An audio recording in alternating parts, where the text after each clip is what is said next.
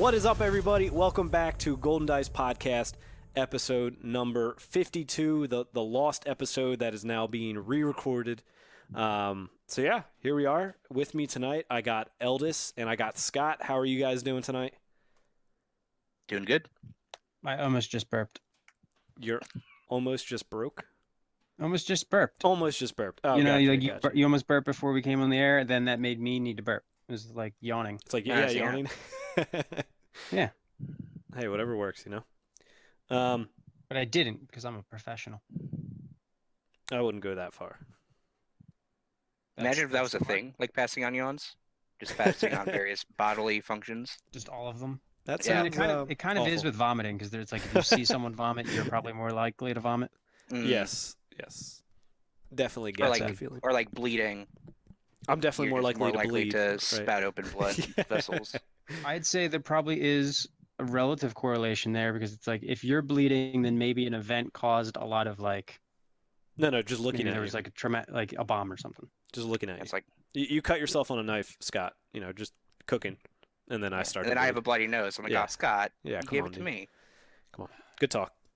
Is that a thing? That might be a thing. Good talk. No, I don't think that's a thing at all. It's like, no, it's like a weird, like, sympathetic response. You know? Yeah, I don't think so. I think that's Sorry, Scott. Stranger Things. Stranger Things. I haven't watched the third season. I haven't even watched the second season yet. Just Oh, Scott. So good, dude. Third season is so good. Stop. Insert disappointed soundboard noise here, Jack. Insert. Do you know why when I watched the first season of Stranger Things? Like 2 weeks ago or something. Yeah, like 2 weeks ago. Oh, Scott. You bum. The bar is so low. I got things. I got to watch The Office for like the 87th time. Yeah, you know what?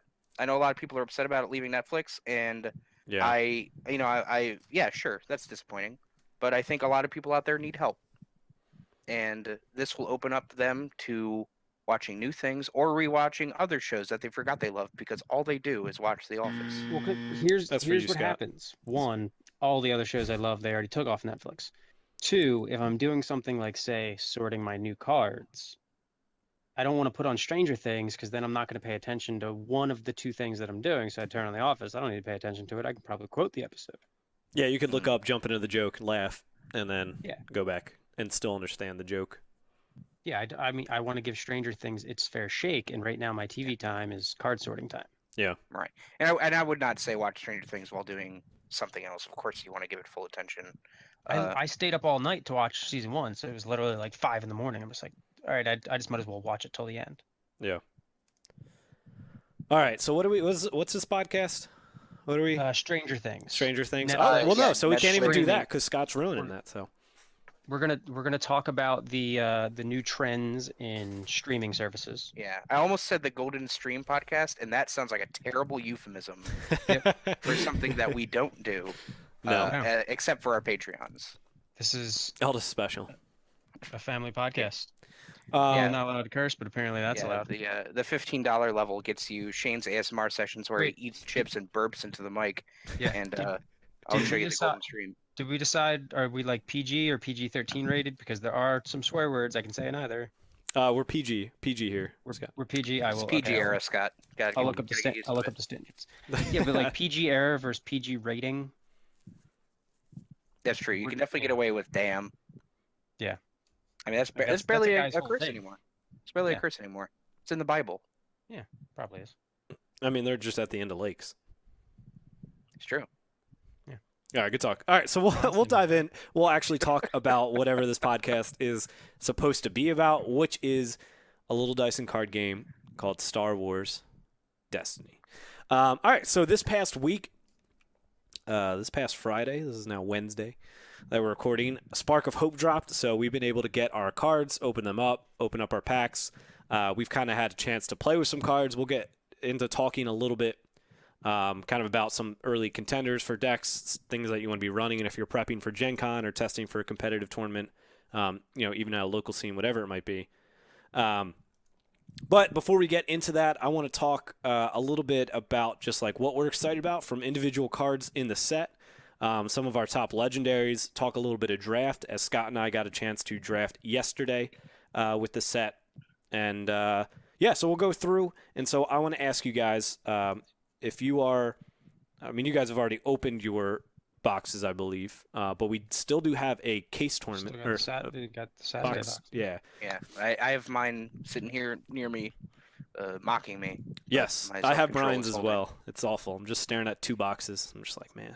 Tommy has Shane's. Mine's at the store because I'm not, No crazy reason to take person it. like you guys wanting to stare at it. Yeah, it's tempting. It's tempting. But yeah, so all right, well, let's tackle it from that aspect, right? So you're opening your box for the box tournament. What are some legendaries that you guys are hoping to pull? What are some like that you're hoping to pull, and then what are some you think will be good for a limited format? Legendaries. Yeah, I think most of the characters, they all seem pretty playable in limited. Even the ones who are like high cost, awkward single die, but like Maul and Thrawn, like they're not bad options. Especially Thrawn, I think, is a strong single die option for a limited format. Similarly, like hoping to open, like you want to see the droids, they're very good. Django, he's a lot of fun. I don't know if he'd be very good in limited unless you get some of the equipment in the set, but there isn't a ton. It's really just like armor plating and the rockets. Yeah, whatever those are. Yeah, nothing super exciting. The bounty hunter helmet. Yeah, so you're at 3 right there.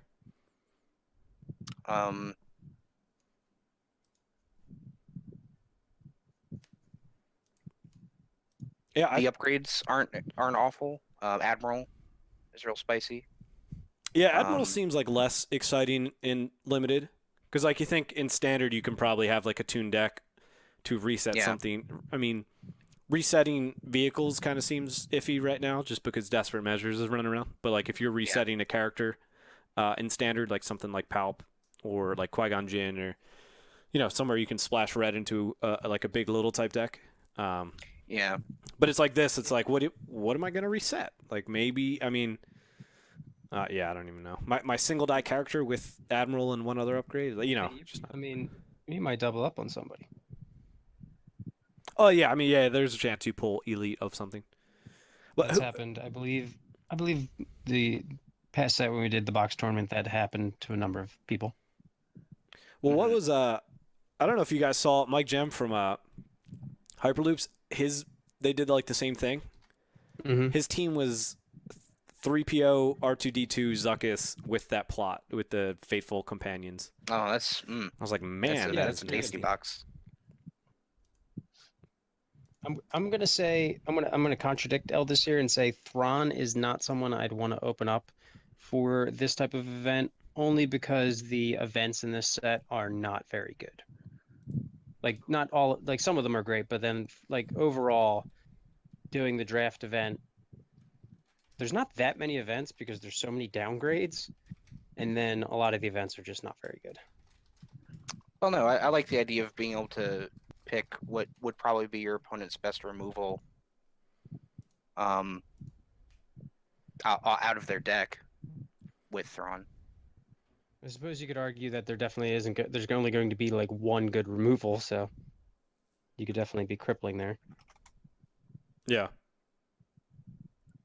Talisman of Resurrection would be great if it didn't have to go on a witch. Yeah. That'd be a fine seal thing, but because the game is going to go so long because it's. All right, you activate your Claudite, call Witch, play the Talisman, and then next turn you get to use it. Great idea. On a 6 health character. Yep. Yeah. No, we can't even play the Claudite. Do we even get the? Oh no. Yeah, box tournaments. I mean, well, it depends which one, but we will not be using it. So yeah. Yeah. So you have to pull Daka or Night Sister. But don't you need to run like a witch to play it, or can you just run Night Sister? Remember, indirect damage. Yeah, so you could just run it. You could just run. Yeah, you could just put it on. You could just run a Night Sister zombie and put it on the Night Sister zombie. But I think that's a little. Yeah, that's a little rough. Stretch. It's a lot of effort to play Talisman of Resurrection. Yeah. It's just like one of those things you're looking at it, you're like, all right, that wouldn't be bad. I probably actually would be able to use its special effect. All right. You ready for my dream my dream 6 R2, legendaries. C3PO, Han. Okay, yeah, Yeah. those are 3 of them. And then I'll take a Yoda Saber, a Mr. Bones, and then I'll take a Hans Blaster. You take Pulse Cannon, Hans yeah, Blaster. Yep. I'd Pulse probably Cannon's take Pulse probably the over. better one because it's just in a format where the mitigate. I mean, unless you also have Han, you're not getting like the second part out of Han's Blaster. But in a format where mitigation is terrible, Pulse Cannon's probably going to put in a ton of work. Yep. You're gonna get Yeah. 3 resolves out of that. I'm just hoping for some assortment of maybe like the yellow villain characters because they're all relatively solid. But yeah, there's a few things that if your box is heavy and you're gonna have a bad day. Yeah. If you pull like if your box is like Super Laser Siege Cannon, Canto Blight, Maul, Security, yeah, Canobite, Resurrection. Talisman, Thrawn. It's like, Qui-Gon Jinn Spirit. The problem with like there's your Super 6. Laser Siege Cannon is you could run into the person that's going to pull like 4 desperate measures and run 4 desperate measures. Oh yeah.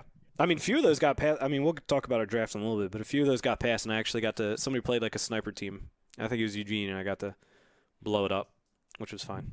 I felt okay with that, and I blew up an ATRT too. I forget who played that. Yeah, that's fine. That was nice. Yeah, That's it was like on the +2. I was like, all right, I'll just take the indirect and him not have this the rest of the game. It's doing the same damage anyways. At least I mean, you could get a build a box where it's like you don't see any droids and you see a bunch of mods. That would be pretty bad. Oh yeah. But at least there are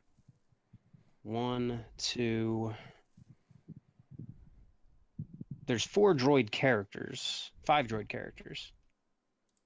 And then there's a few other droid supports in the set, so you got a pretty good shot at seeing some amount of droids.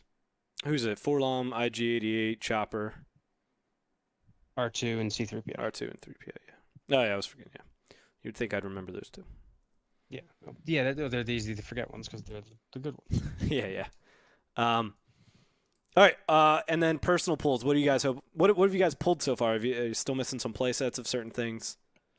Yeah, I managed to pair up my Han, which was nice. But that was the only thing I paired up. I also got a talisman, so I don't need any more of that. I got my 3rd one at draft. And I think I got an admiral. So I kind of want another one of those, but I really want to get my hands on the characters. Like, one more Thrawn will pair him off for me. One more Maul will pair him off for me. I didn't get any R2 or C3PO, so those would be nice. Those are the expensive pairing off ones. Yoda Saber. Yeah. Yoda's at least like some of those like unique ones, like unique sabers. It's kind of like, all right, I know I need one. Even like Mr. Bones, like I don't think there's a deck that runs 2 Yodas, 2 or 2 Mr. Bones. So it's like one of those is fine. Ideally 0 of talismans. 1 Qui-Gon Spirit's fine. It's whatever. But all right, so we're gonna play a little game. Are you guys ready to find out what your boxes are gonna be? So excited. Great. This is it. This is everything is coming down. So explain this to me. I'm not familiar. What exactly is that? I have a random number generator in front of me, and I'm gonna hit it, and I have the numbers in front of me that'll match up to the legendaries. I'm gonna write this down so I can cross-check this. All right, Scott, we're gonna go with you first, but I want you to tell me what is your ideal box. Give me 6 legendaries exactly. All right, C3PO, R2D2, Hans Blaster.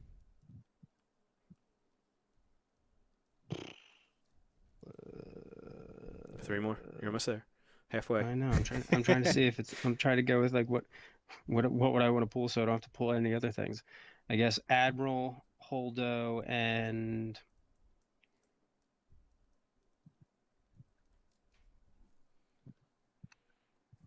another R2D2. We're gonna two of the same legendary. Gonna get a crazy box. All right, Scott. Yeah, crazy box. One of those. You ready for your actual legendaries? Yeah, let's go. All right. Yeah, my actual hypothetical legendaries. Yep. All right, number 7, Hans Blaster. Congratulations. Boom, perfect. Congratulations. Rolling in it. Number 16, the Talisman. Congratulations. That sucks so much dick. Wolf. 14, R2D2. You're welcome. Yep. Yeah. I'm already. That's fine. I'll take a talisman if it crosses off two other things. You got number 11, which is Neiman Mastery. I got too many of those already, but it's not a bad card. Number 10, you got Mr. Bones. That's fine. I don't have Mr. Bones so far. I like this box. And number 3, you got Holdo. I would actually be relatively happy with that box. I have some rares that I need. If those rares were in that box, I'd be completely fine with that box. Dude, this draft actually, this past one, yeah, rares have been so weird for me. I got to complete despite opening 4 boxes, I got to complete my playset of Ewok bows. I got my second one, and I pulled my first Mist Hunter. Pulled my first Mist Hunter. I'm so excited. I have 4 Mist Hunters. That's my problem. Most of the rares that I have 4 of. And then I'm like going through things. I'm like, I didn't pull a single scimitar. Not that I want a scimitar. I don't need to pull a scimitar. I listened to Discard to reroll. He called it Shmitar. Shmimtar. Didn't pull any Shmimtars. I don't need to, but it was weird that I didn't. Yeah. All right, Eldis. Didn't pull any Yodas either. You're all right there. You're fine. Lots of Rays, lots of Kylos. Got them in spades. I got 1 and 1. Ooh, yeah, I need one more Ray to pair that off. Yeah. No protocol matrices. You need some? I mean, yeah, I will after. It's a fine card. Eldis, what's your 6? Let's see. R2, 3PO. I didn't get any, so I definitely want to start getting those. Hans Blaster, want to pair that off. Django, Thrawn, and Maul. Like I want to get my characters really. I got them all for trade. We'll talk. All right, so you're playing for characters. I'm playing to win. You ready for your box, Eldis?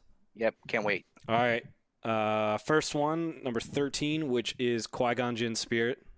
Oh, great. Yep. Number 12, a Pulse Cannon. There you go. Okay. That's a solid. Good for the tournament, yeah. Number 4 is 3PO. There we go. Number 10 is Mr. Bones. Okay. Number 3 is Holdo. And number 8 is Django. Congratulations, dude. All right. Look at that. That's not bad at all. No. Yeah, that would pair them off my Mr. Bones as well. Not that I know if I'd run 2, but you know. You could. No, you can. No, you would. You could. Yeah. If that box existed. If it wasn't fake. Well, now I have to assume this is real. So yeah. When I don't open this at the tournament, I will have strong words with Jack. Yeah. Yeah, we yesterday was very interesting. We'll go over that when we talked about our draft, but it was interesting because of what occurred. Yeah. All right. I'm playing for win, and I want 1 legend, or actually 2 legendaries complete. So 3PO, R2, Pulse Cannon, Yoda, and then I need to finish out the Canobite security, but that's even fine in draft as well. Actually, no. I was going to say that's good in draft. Maybe not necessarily a sealed box, because I'm thinking draft, if Dooku power actions, I could discard this and then play it for free, which would be nice. So less good in the sealed box, but decent in draft. But I only have 1 of them. And then I have 1 Holdo, so I'll just take another Holdo. But then if I wanted to win, probably maybe drop Holdo, do like Han, Pulse Cannon. I keep forgetting that Canobite security is a legendary. Yeah, it doesn't really seem like one. It's just very average. And sometimes like legendaries, even if they are average, they at least have like a interesting ability or something. Where they're not too cost. Where they're huge. And generic people. Yeah, like that nobody cares about. Yeah, like Mr. Bones is, he's a 2 cost, but he is a unique character in Star Wars universe. Excited to have him in, and he has the interesting ability of, being able to reset if he deals the final blow to a character. He's not the Canobite mall cop. Yeah, exactly. Yeah, right. I don't know the source material for Mr. Bones, so I was shocked when I opened him and saw that he was a hero card. I was very confused. Yeah. I assumed he was like a murder assassin battle droid. I mean, essentially. And I was right, but generally those kinds of guys are on the villain side of things. He's from Aftermath, the series. Oh, the okay. books. What's his face? Built him. Temin Wexley. Ah. So yeah, reprogrammed. Had Snap. a little. Yeah. Snap. Yep. All right, ready for my box? Let's do this. Did break? Okay, there we go. 6, Han Solo. Sure. Good for Nice. draft. Good draft. I'll take it. 3 is Holdo. Okay. All right, complete my playset. 4 is 3PO. Okay. Rigged. 13 is Qui-Gon Jinn's Spirit. Maybe not rigged. 15 is Super Laser Siege Cannon. Not rigged.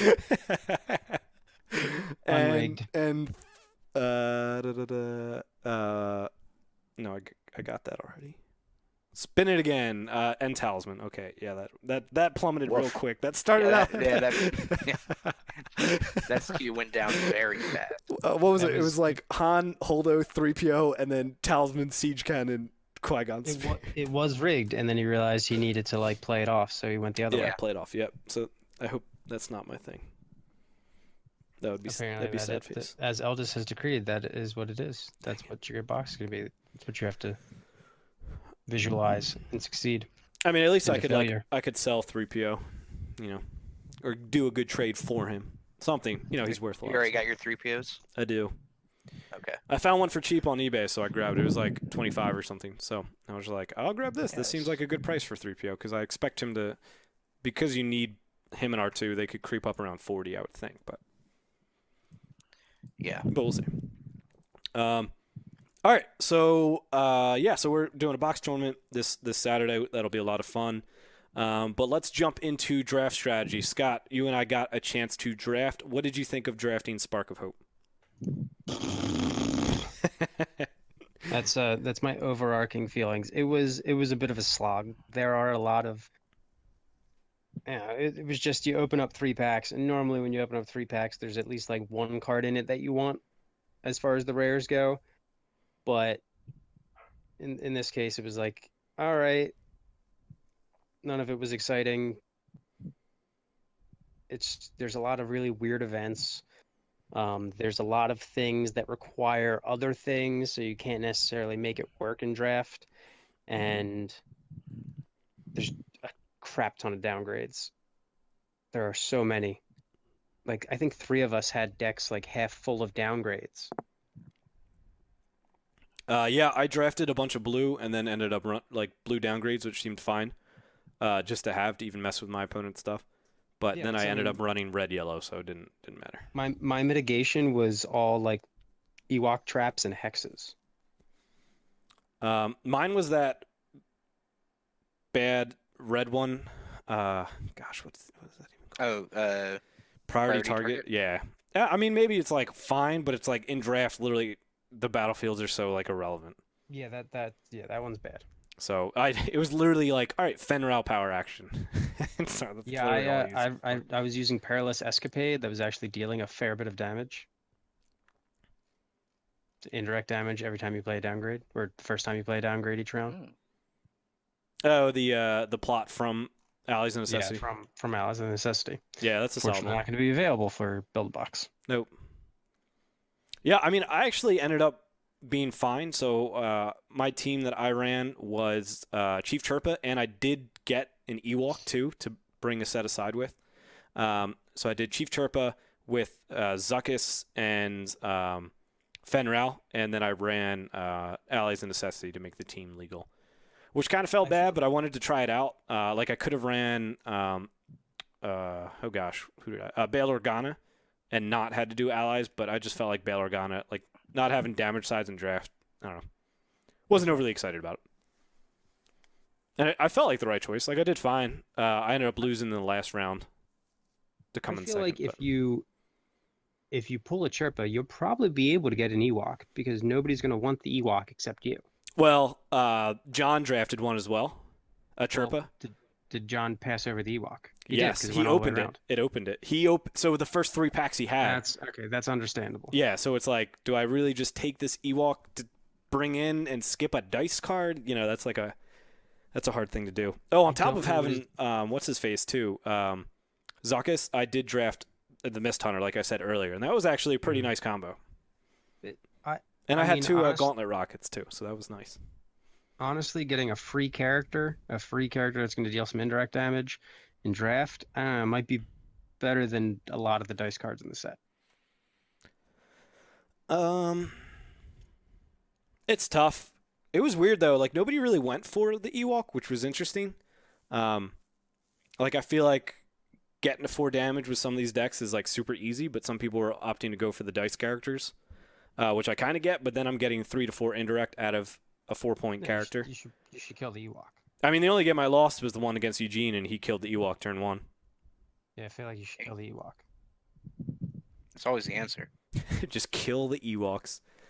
But yeah, other than that, like I mean, what did I did get an Ewok bow, so I did have like a little Ewok, synergy going, which was nice. I drafted whatchamacallit as well with the acceptable losses. Defeat up to 3 of your characters, gain that. So I did get to pull off like defeating the Ewok once while he had 3 damage on him to get a resource.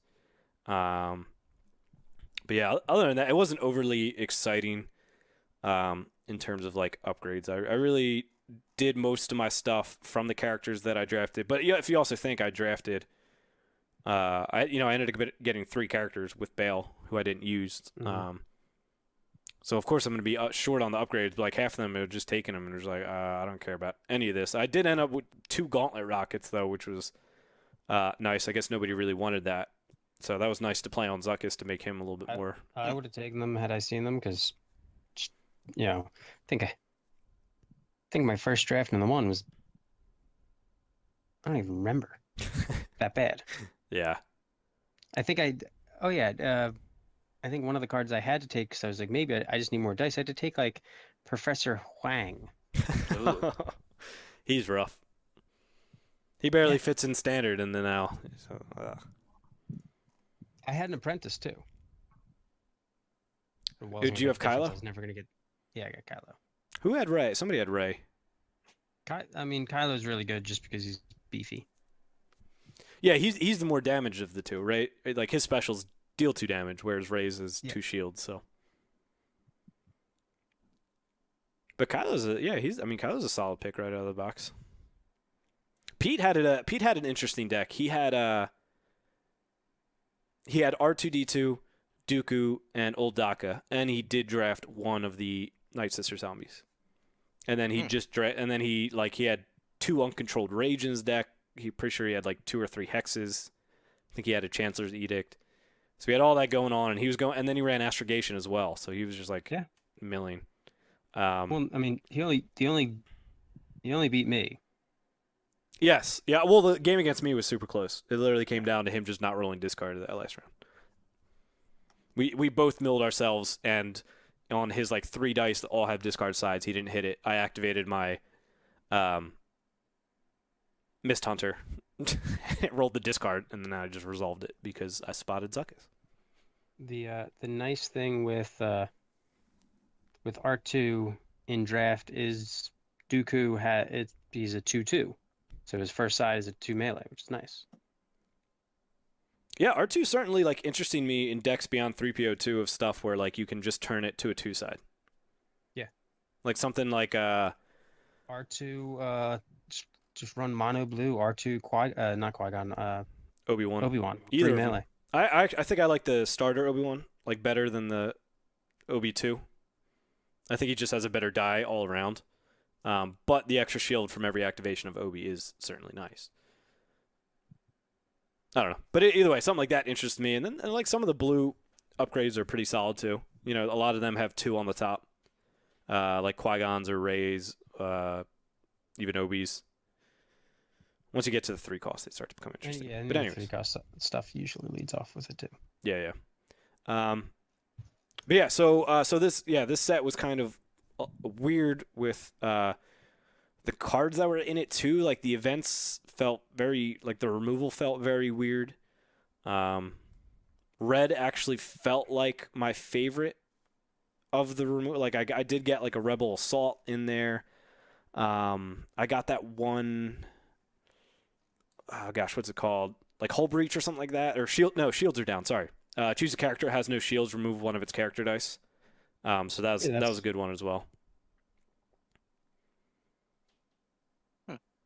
Brian sniped two of my characters with a chain lightning. I forgot that was a card. Brian dealt 7 damage on the first turn because he hit me with happy beeps. I heard about that. I heard about that play. And he still lost, but he did successfully happy beeps. Yeah. It's not bad. So I mean, if you have a droid, because he had chopper, right? Yeah. He had chopper. So I mean, if you have a droid, happy beeps is good because you're going to be able to go 2 melee, 2 melee. Yep. And when your opponent doesn't have mitigation, you can play those types of cards and get like really good value. But then like you look at other things, you're like, all right, so Lightspeed Assault. You're like, I can't. I don't. If you have a leader, you might not have a vehicle. Your opponent's probably not going to have a vehicle. It's like that one's a little rough. Yeah. And like take control. All right. Are they going to have a vehicle in their discard pile? I don't know. That never happened. I did have that, and that never happened.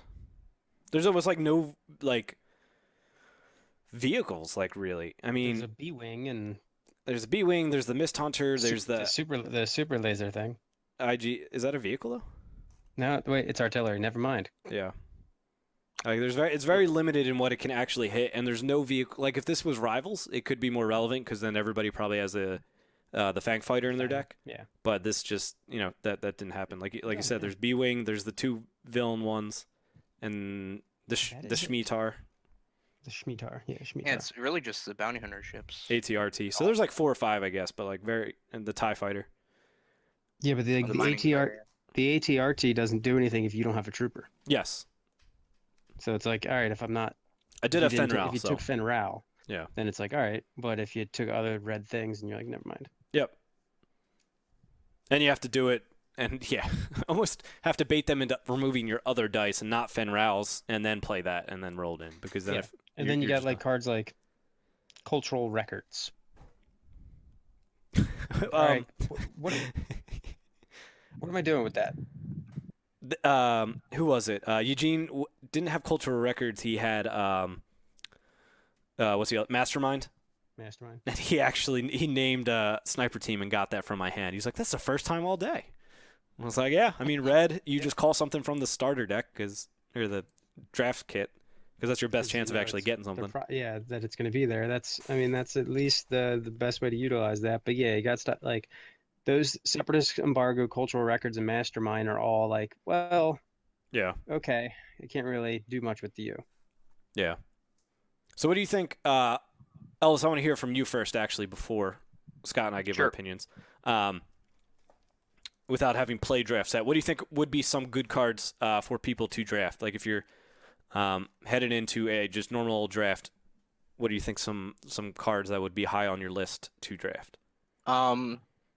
Well, from what I've been hearing, not just from you guys right now, but in general, is that the events are bizarre, and the removal is few and far between. So, while of course you want to take, like, if you see a good character or a good dice card, you want to take that. I'd probably be looking at some of the better removal in this set. Jedi Mind Trick comes to mind, or some of the modal cards, even though some of their modes are really niche, like the blue one that can mill or remove a trooper die or turn one of your die. Like, even if some of those are probably going to be applicable to your win strategy, I like the variety, and I think that having flexibility in these sort of limited formats is important.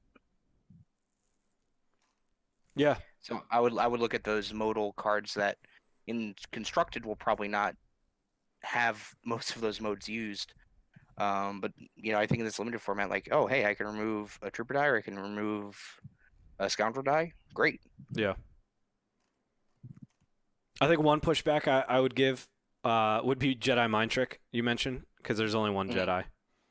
Oh, that's right. There's it's not Yoda, the spot blue. Yeah. Really consider Jedi Mind Trick. Yeah. Probably the droid mods too, if you end up getting a droid character. But you can like draft them close to last. Yeah, because nobody's really taking them unless somebody else had it. Yeah. And that was, I mean, I think it ended up just not working out for Brian, but like his first draft pick was Chopper, and Chopper's like one of the best to get simply because he's 8 point. He opens up Rainbow right away. Yeah, I think there's a number. I mean, any of the the yellow hero characters, if that's what you open, any of the diced hero characters, I think you should probably take them because immediately they're going to open up your character pairings.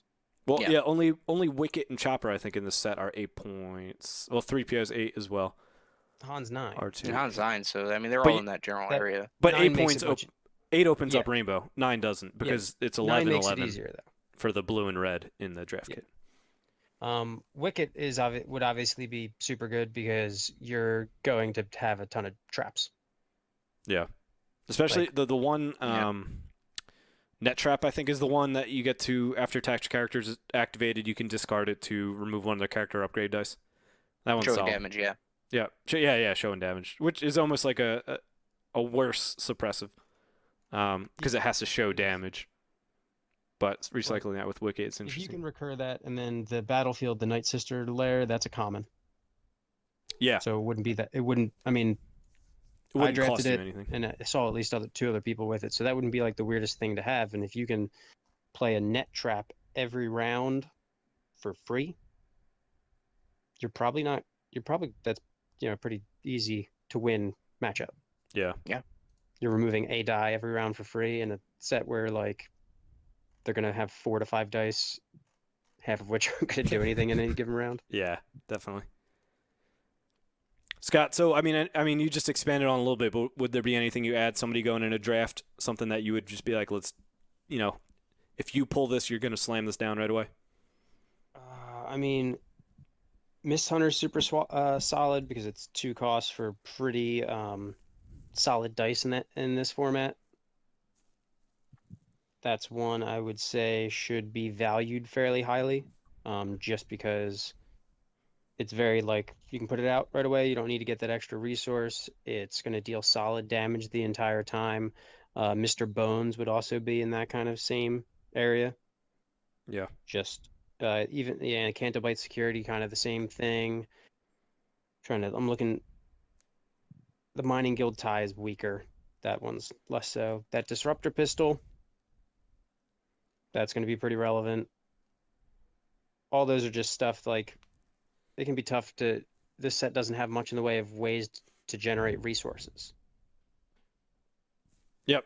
Yeah, it's hard to get to that third resource to play. Even I had 2 of the Gauntlet Rockets, like I said, and I barely got them down. It was actually very hard to play. Yeah, so 2 costs with relevant damage sides. Those are things that you want to see and want to have. Yeah. For myself, I would actually say I know Zuckuss is slept on in Standard. I'm not saying that or slept on sounds the right thing, but he's not as good in Standard because I'm not trying to say that people are sleeping on him. But in draft, interesting take. No, yeah, that was not my take. Just poor wording. He was actually solid, and so like I said, and Scott drafted or mentioned the Mist Hunter. Having those 2 together was actually super relevant and super good. Mist Hunter was just a great 2 cost to drop. Down sure it has a pay side, but I'm fine really resolving anything else that turn 1 of playing it. And like you said, there is a lot of, it seems like supports, there's a lot of more relevant ones, 2 costs that I would want to drop. Obviously, if you can draft Chief Turpa and an Ewok, I recommend that. That felt pretty good. Yeah, it's pretty good. Coruscant Police was fine, and I got to get the Ewok bow as well, so I had redeploy for me from 2 characters, so that was perfectly fine. I got it to redeploy from Chirpa to the Ewok to then Zuckuss, and then I overrode it with the Gauntlet Rockets was how I was getting that down. So stuff like that is definitely where I would go. Try to avoid the 3-cost non-redeploy stuff. It's just, it feels bad. Like the TL50 heavy repeater, or even the hero version, which is like the EL16, I think, the heavy field blaster. Mm-hmm. At one point, I played against Eugene, and he dropped the EL16 heavy field blaster, and it was nice because it did increase because it was on Fenral. Yeah. But then the issue was that I killed him next turn. He only resolved it, it was on the +1, but resolved it for 2 due to its ability being on a trooper. Before you resolve this die, you may increase it by 1 if it's modified as a trooper die. So it doesn't have to be on, what's his face? It doesn't have to be on Fen. But he put it on Fen, and then I killed him. He only got 1 resolve before he died. and wasn't able to pair that up. And it's all modifiers too, so if I remove Fenn's die, he's probably not resolving it. Yeah, but his team was solid though. He had Han Solo, Fen Rao, and then the Outer Rim person that comes with the kit, and that was just like a super aggro. Like, man, at least with the heavy field blaster, its upside is pretty high. As far as the like hero one, the yeah, amount of damage that it's going to do. yeah, a +1, +2, +3, +3 indirect, +1 resource. And I mean, you know, you should be like, if you're drafting that, you're probably thinking you're running Fen, so yeah, that's solid. Yoda Saber would be another good one to draft, just a 1-cost upgrade. Real solid, but yeah, it's got a 2 damage side if you want it to be 2 damage. yeah. So overall it was a little adjusting to this set, but I felt okay. I didn't hate it. I certainly didn't hate it. I know a few of our guys felt like it was a slog a little bit, but we also had a really weird distribution of our packs, which probably added into the frustration. So for some reason, our distributor for our store gave us 36 loose packs. Gave our store 72 just loose packs. And as we went through our first actually round of all of us opening up 3 packs, not a single legendary was in there, so we got super worried. But then the second round, there were a few that popped up. And then we did prizes, and we got a few more. And then there was 12 packs left, and there were 6 of us. So then we all went and bought 2. And it turned out we were 2 legendaries short of our 72 that, out of 72 packs, right? If it's 2 actual sealed boxes, you get 2 12. legendaries. 10 legendaries. 10, yep. So that was a little frustrating. Not our store's fault, as far as I can tell. They just got sent that stuff. That I have no idea if they ordered it, what happened, but I messaged them. I said, hey, if the distributor tries to do that again, don't do that. And he's like, yeah, sure, sorry about that. But I will say it was very funny at the end when we were all buying 2 packs, because the first person to go, right, this is when we were assuming there were like 4 or 5 legendaries in these 12 packs. There should have been 6 legendaries in those 12 packs. No, I think it was like 5, we said. And then we pulled 3. 5 legendaries in 12. Yeah. But it was like the first person went, he didn't pull any legendaries. So the next person in line, I'm like, I'll give you $2 to cut in front of you. Thinking that at that time there were still like a few legendaries in there. It almost felt like a deal or no deal type thing, right? When the rares opened up, the value went up, and when a legendary opened up, the value went down of who got to go next. But I ended up getting lucky. Know what was actually in there? Yeah. We had no idea what was in there. I got lucky and ended up pulling a Neiman from those 2 packs. Scott, you pulled a 3PO, right? Yeah, I was fine. I'm good. Yeah, I needed an Neiman too, so that completed my playset of that. So it was really funny in that, and I think we all got a laugh out of that. But then when we were 2 legendaries short, we're like, that's nice. Yeah, in hindsight. Yeah. Yeah, and I'm sure the guys who didn't pull Neiman or C-3PO found it far less humorous in general. Yes. Yes. Very much so. Brian hates everything and everybody already. That's just That's just a guarantee of life. All right, so we'll move on. I want to see what you guys draft for a pack. We'll go through a few characters, and then we'll do upgrades and supports, and I want to see out of the 3 which one you guys take. So, Scott, you ready? Yeah, go ahead. Let's do it. All right, your 3 packs. Your first one, you get Thrawn, and then you get Zuckuss, and then you get Forlom. Who you taking? None of those are good. None of those are I'm super excited for, because they just don't help your point thing. Thrawn isn't.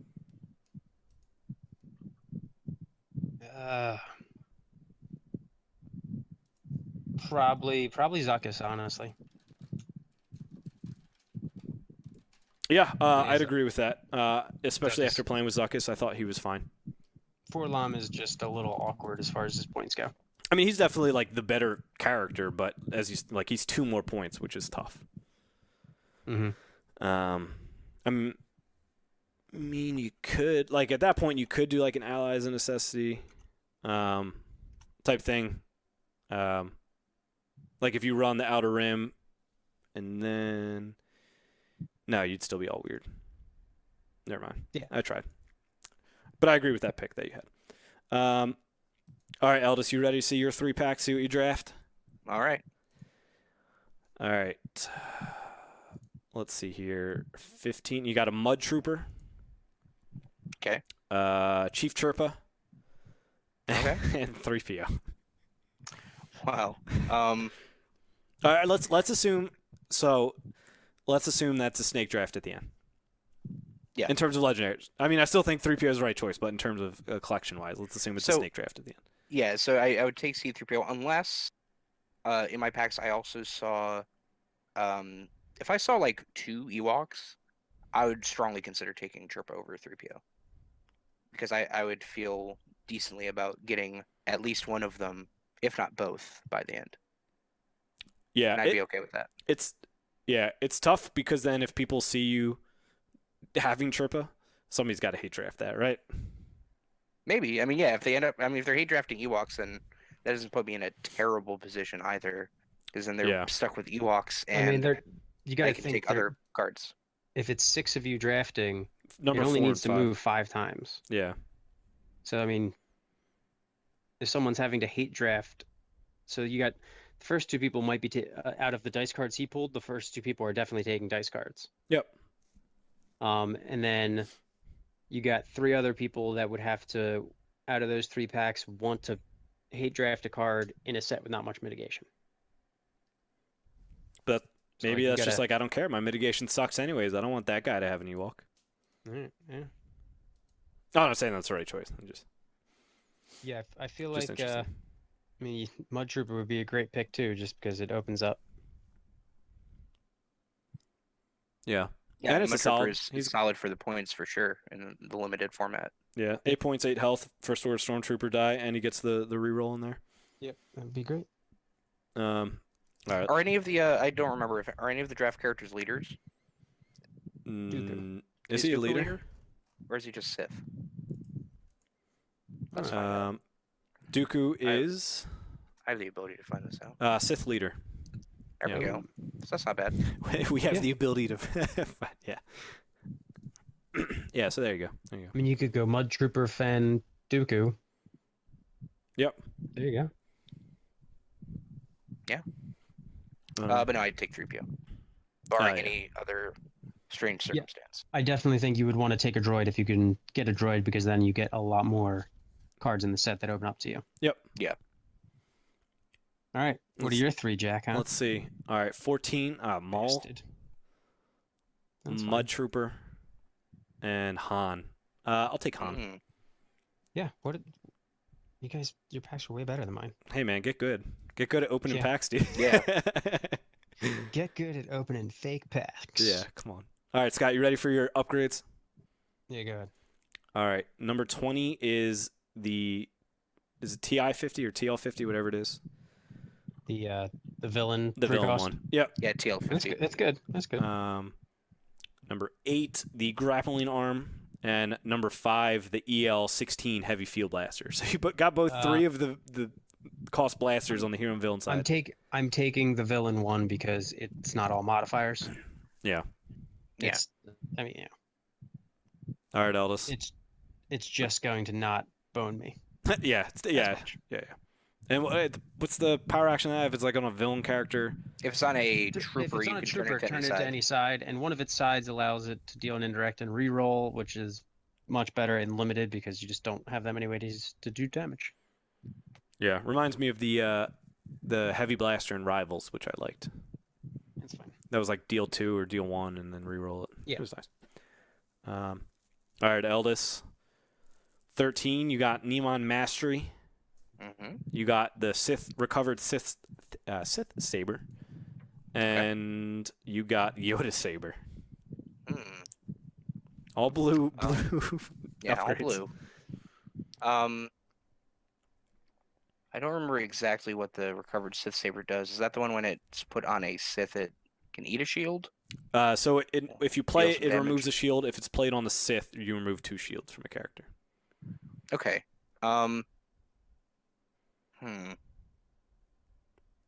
Yoda saber is nice and cheap and offers, a decent die. But I think it really shines when it's with Yoda. You know what? Considering how bad the removal is, I'd probably go Neemon. I think that would give me the most value over the course of all the games. Yeah, I mean, because the turn you play Neemon, you figure in a 3-wide. Like if you roll out Fen first or something, you play that. You could turn Fen to a 2, and then now you can roll out Dooku and do stuff too. By contrast, Neemon training is not good because if you don't get another upgrade at it, its special does nothing. Yeah. Turn an upgrade that is idea. I dig it. All right. I think that's another case of people on the left or right of Eldis are very, very happy. Yeah. They're getting past something that would probably be considered a tier 1 or tier 2 card. Yep. And Ellis is feeling bad that he had to give it 2 of these things away. Yeah. All right. Myself, I got Ancient Magics. Oh boy. Rocket Booster. Okay. And an Ewok Bow. Ewok Bow all day. Yeah. I think I got to. Slam it. Gotta take that Yeah, Ewok Bow. unless you've already picked up a droid.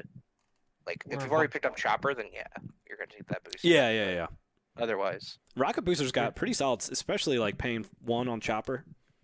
Yeah, if you get Ancient Magics, then you're just like really, really hoping you find a Witch and Uncontrollable Rage. Yeah. Or something, at least something. Yep. Although Uncontrollable Rage, you can't even do no that. one should be taking those cards. Yeah. Uncontrollable Rage, no, you'd probably want to do either Possessed or Hex. Uncontrollable Rage, all they got to do is activate. By that point, if you ready it. Yeah, but Hex doesn't do anything. What are they gonna have? They're not gonna have 2 character dice. Oh, yeah, that's true. Sorry, Yeah, so only... Okay, so yeah, Possessed. That's the limited format.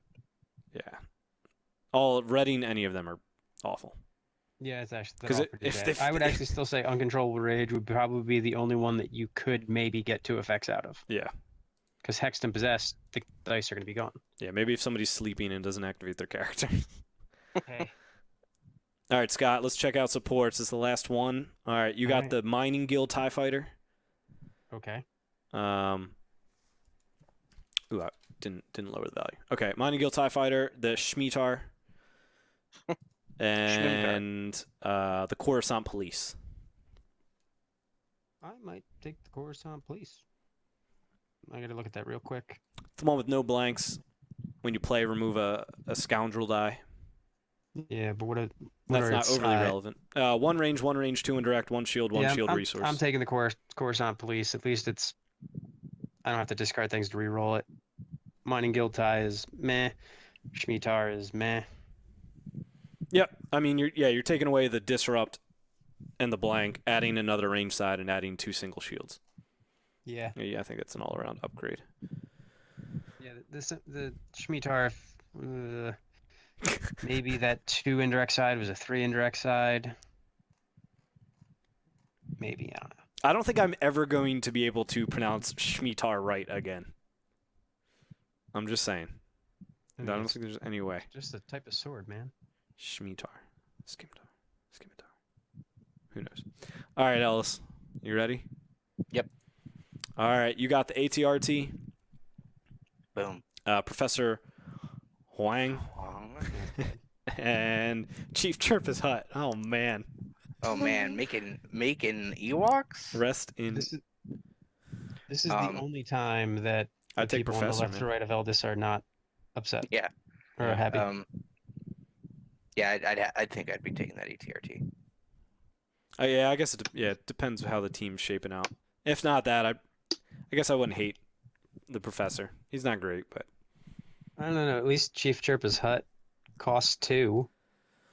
Yeah. ATRT costs 2, but yeah, it's hard to resolve stuff. What are the sides on Chief Chirp's Hut? All right, so 1 focus, 2 shield. Yeah. 2 shield is 2 great. resources, and then the paid special side. Yeah. Which I get, yeah. Yeah, unless I'm on a line where I'm 100% locked in on non-trooper characters, I'm taking that ATRT. That's fair. Otherwise, yeah, I'd take the Hut. Because even then, I'd rather have the Hut than Huang. I don't know, man. Yeah, you would Yeah, rather 3 pay the costs, 2 yeah. resources for the Hut than 3 resources for Huang. Yeah. Yeah, that's fair. But he's got no blanks. Yeah, I know. It's got a double resource side. And It does, cool. And no playability. Cool. All right, mine are the Mining Guild tie, the Shemitah, and Canobite Security. You're taking Canobite Security, 100%. Yep. And then when you power action Dooku, I'm playing it for free, son. Yep. Liminal Slam. Playing it for free. All right.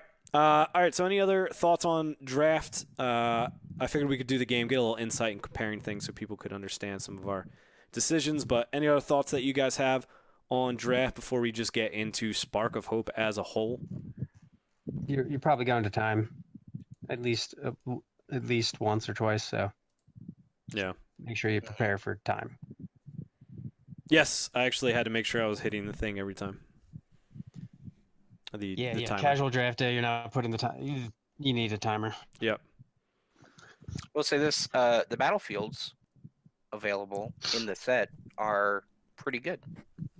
At least for me, and felt like with previous sets, it was almost always just using dry lands or whatever the one in the draft set was. Sith Temple and dry fields or dry lands or something. Like in these ones, like Snoke's Throne Room, solid. Ancestor Lair can easily be built around. Jabba's Palace, if you got the characters, sure. Canto Casino, probably not. Probably not. Yeah. Yes, I had Snoke's Throne Room, but I think I opted not to use it just because I was like, this is great for me, but I was like, but this also could be really good for my opponents too. So I just opted not to do it. But I also kept thinking that it was spot a hero to give a shield and spot a villain to do a damage, but it's just spot a villain to remove one shield. So it probably would have been fine to just run it, but yeah, I feel like if you've got a hero and a villain character, you're probably getting more out of that than what other people could. But I mean, most people probably are, right? I mean, you have to remember Dooku's villain and Fen is hero. Yeah, good point there. Like for rivals, I would say you're probably right because they were all neutral. But all neutral. Just because the kit now comes with a hero and a villain, there's more likely that they'll be able to get both. Yeah, makes sense. Good point, Eldis. That's why you're here, man. Yeah, I know. I drop little nuggets when I can. All right, Spark of Hope. Let's get into it. What are some ideas that are brewing around in your head, whether it's just a general idea of a deck or you have specific lineups that you're thinking about? Both of you are going to GenCon. What's going on in your guys' brain right now? Not much. Nothing. But I'll say this. So when sets drop, typically for most of the games I play, I don't consider myself to be a great deck builder. Guys like Tommy, who can just craft these decks, come up, put lists, Jack, you also put a ton of lists out there. I feel far less confident doing that, partially because I don't have the same kind of ability to test and run things to see how certain cards feel when I'm not sure about like a full 30. But that means like when sets drop, I kind of just update decks I have already or am familiar with already with new cards and see if they can hold up. And then I sort of let the meta take shape just a bit so I can get a gauge. I'm like, oh, that is really good, or oh, that is as good as expected, or that isn't as good as expected. That being said, I'm sure Droids is still very good, even with the changes that have been made. So that I think is still like a shoe-in deck to be popular.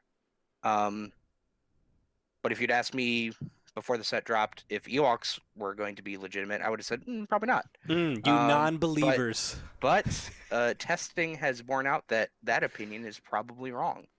Ewoks certainly appear to be a contender without something like clearly driven to counter them. So right now I've got Phasma Messenger. I updated with some of the newer cards, not a ton. And I've got Leia Yoda just because that was lying around and that wasn't exactly hard to update either. The mill deck? And then and as I get more of the cards, I'll see what I can try and put together. Like I said, droids I'm sure will be very good. But outside of that, I've been thinking about like interesting ways to use some of the big characters in the set because I think that was kind of a neat hallmark of Convergence, where you like each color had like this big character to try and build with. Like you had Palp in blue, you had Enfys in yellow, you had Phasma in red. And while Enfys really hasn't seen much, much play yet, Palp and Phasma certainly have had their runs. Yeah. So I'd like to see how those larger characters can bear out. I don't know. Theron is in that awkward spot of his point cost, though I do think he would be a very interesting single die with 13 health, that power action, and a very solid die. I'd be interested in seeing him pair off with like a really good 15-point elite or that point range. And then you've got Yoda, who's got some interesting options.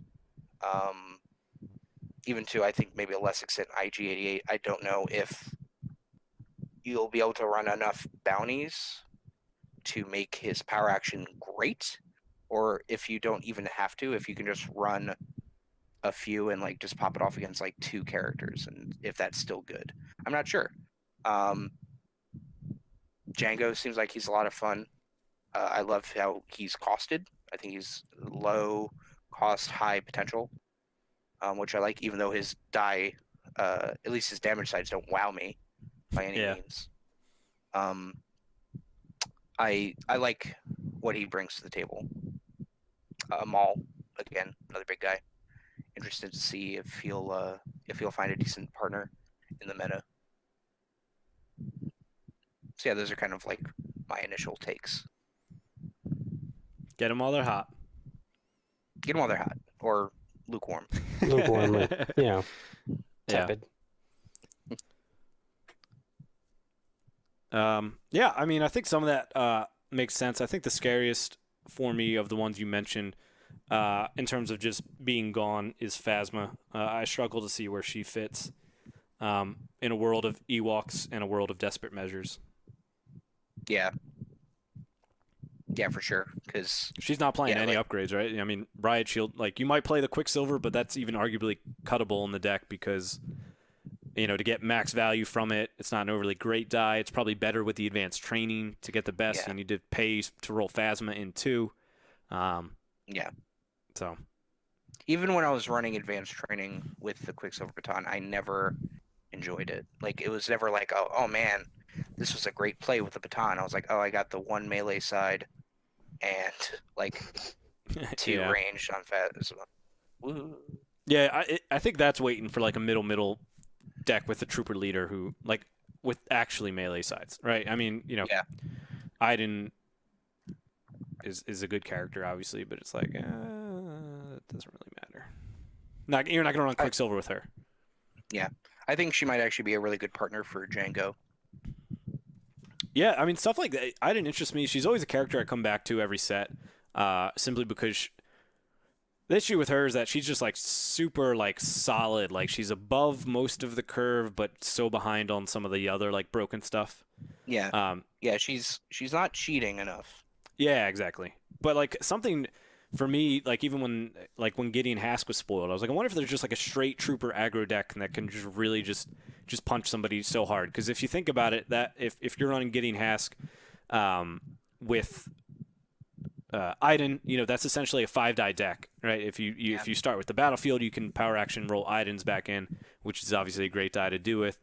And then there is that neutral card where Spotted Trooper take control of the battlefield, so you can have that more likely.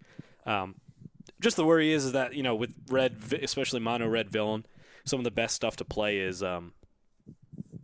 supports and just desperate measure run around. Like some of your stuff is just great value to if somebody desperate measures your Mega Blaster, or if you're running tech teams to help get out some cheap stuff, the conscript squads, they're very suspect. But you do get Separatist Embargo, so you could just call that card. That's true. I think Counterintelligence and Separatist Embargo are very cards.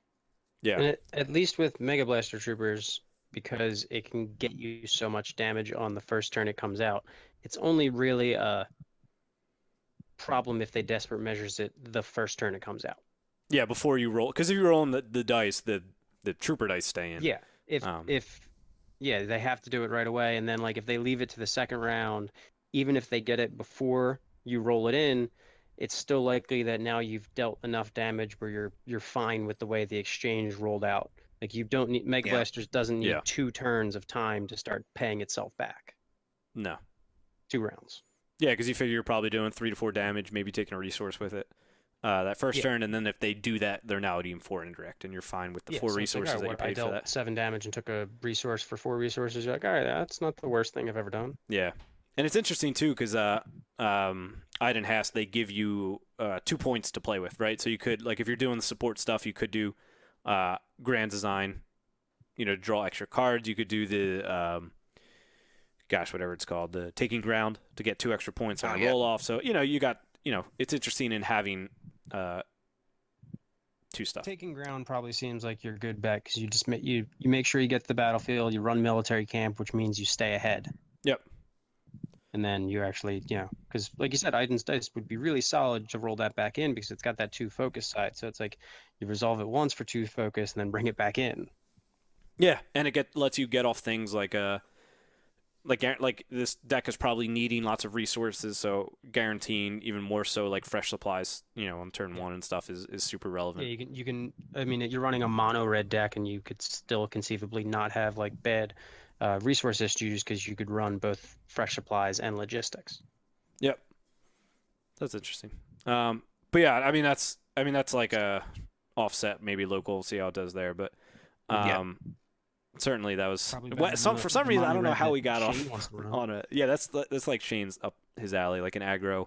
Yeah, it's not hero, so yeah, it's true. Has his been? I mean, it's like since he's played, it's been like Iden, Han for a while. Well, I guess since Kess came out, that's when he got super hyped on Red Hero. It's not Kess Rex. Yeah, it's not Kess Rex. It's not Kess Rex. It's not gonna bother. Yeah.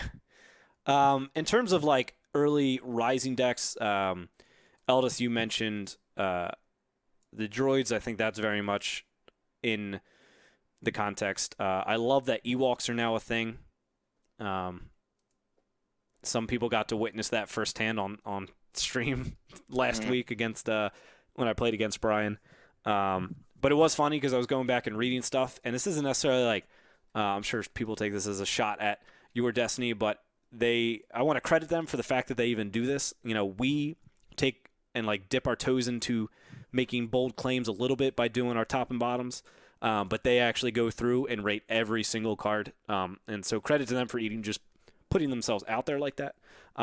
But in their Yellow Hero article, like literally their quote was like, "This is cute. This will never be a thing. They're just kind of here. They'll have no impact on the competitive scene." So it was just kind of funny seeing that they said that to now it's like, I think Ewoks could be legitimate contenders for a deck in GenCon, for somebody to bring them to GenCon. I think the biggest issue we've found so far in testing is that if Ewoks get behind against a damage deck, it's very hard for them to claw their way back to the top. I mean, they got such little paws. Yeah, exactly. They're taking shorter steps while other decks are just sprinting, Yeah. I mean, it is and it isn't. Like, if you have that first turn where you don't hit any of the events that you want to see, it could be a problem, but then you could just draw into that second hand and you could just be like, I'm going to glider attack, what's it called? Strength in numbers. Yeah, strength in numbers. And you're like, all right, well, back in it. Well, I mean, and certainly, but like, I'm not even just like having a bad draw, but like I'm thinking you're losing 2 Ewoks turn 1 and you didn't really draw what you needed. And like, if that happens, you're losing 2. So what? You're 7 wide to start with, right? Now you're down to 5. You're doing 3 indirect off that, and then 5 off. So you're still doing a decent amount of damage, no doubt. But it's like you're just far behind at that point. If you only deal 5 indirect in the first turn, and your opponent kills 2 Ewoks, you're probably losing that game. Yes, which in certain decks, I think that can realistically happen. But if you're dealing like 12 to 14 indirect damage turn 1 and losing 2 Ewoks, you're still in that. Yeah, I mean, there was like the one game against you where it was like I drew Kinship, right? So I got to play that. I rolled the resource on the Gungan. I took it, so then I got to play Rig Detonation, hit you for like 3 or 4. because you were playing droids, and then I did strength in numbers to hit you for 7 more. So it was like this crazy turn 1 where I did like 15 to 16 damage. And so, of course, when that happens, the Ewoks are, they're in front then, right? So their issue is just when that doesn't happen. And so the interesting debate in my mind that's still going on with is the double down versus ally. So it's really, are you doing 7 wide or are you doing 6 wide? Like how some people running dice. I don't know. I would never run dice. I don't even want the Ewok bow in there, really. People have talked about like gang up, but for 3 cost it doesn't have redeploy, right? No, it doesn't.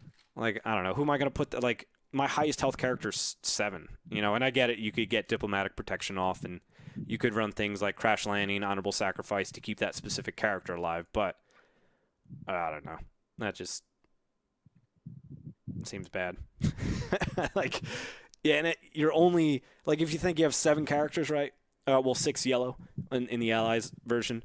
You only want the indirect sides, right? The focus is irrelevant because you have 2 dice, 2 other dice. Yeah. The disrupt, I mean, maybe could be relevant, but probably you're not going to want to disrupt for 4 on a 3 cost. Resources to disrupt. Yeah, exactly. And then shields, right? You resolve a 5 shield side. It'll also go to 1 character, so at most that's a 3 shield side, anyways, and that's not overly exciting. That's fine. I mean, I'm fine with 3 shields. I guess, but I don't know. I'd rather try to get off like a diplomatic protection play than play 3 for gang up to get 3 shields. Yeah, but at least if you get the 3 shields, you definitely put it on the character that has the gang up. Oh, yeah, certainly. But then now we're talking about like 50% blank, right? Focus is a blank, disrupts pretty much a blank. Oh, yeah, no, and then a blank's blank, so. I don't have dice in the version that I made. Yeah. Yeah, the only upgrade I have is diplomatic protection. And it's like, to me too, if you're not running any upgrades, you're making your opponent's deck about a third of it like irrelevant, right? Yeah, all the removal cards. You don't roll anything relevant on Chirpa or the Gungan. It's like, all right, fine, I don't care. Like, mitigate it. Yeah. It just gets funny when you Ewok ambush and it's like, all right, deal 2 indirect, and Chirpa rolls a special, and you're like, all right, 5 indirect. So sorry about that. Yep. So when I was watching your recording against Brian, I just hung my head when I saw you roll like special on Chirpa after just obliterating him with indirect. Yep. Yeah, if Chirpa's and then he side... had the 1 focus side, and then just focused it to like 3 indirect on the Mega Blaster troopers instead of just anything else. And I was like, oh, you poor drunk boy.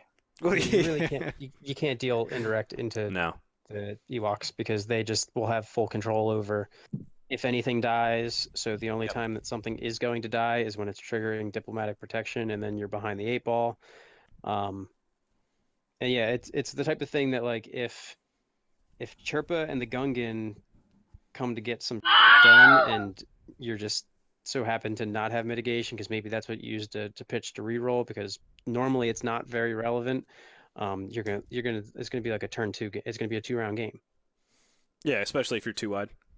Yeah, if you get, let's say 6 damage off of your character dice with an Ewok deck over the first 2 rounds, you are probably I would be very, very hard for you to lose that game. Yeah. And you're probably winning it round 2.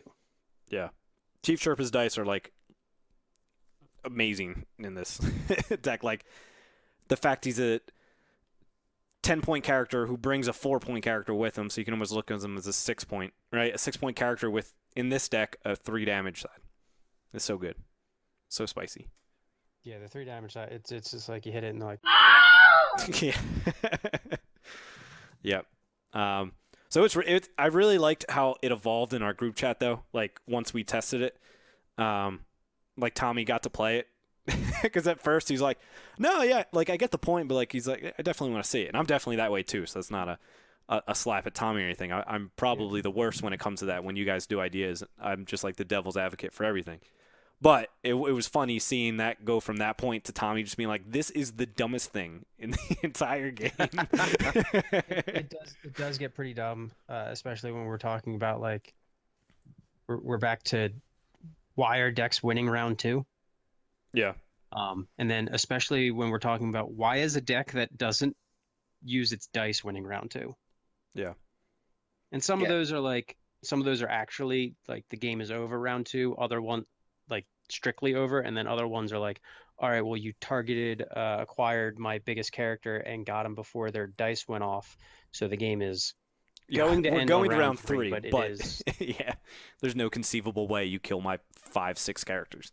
yeah. So yeah, there definitely is a thing where it's kind of Yeah, like, all because right, how much health do you start with? Like 5 Ewoks is 33? 33.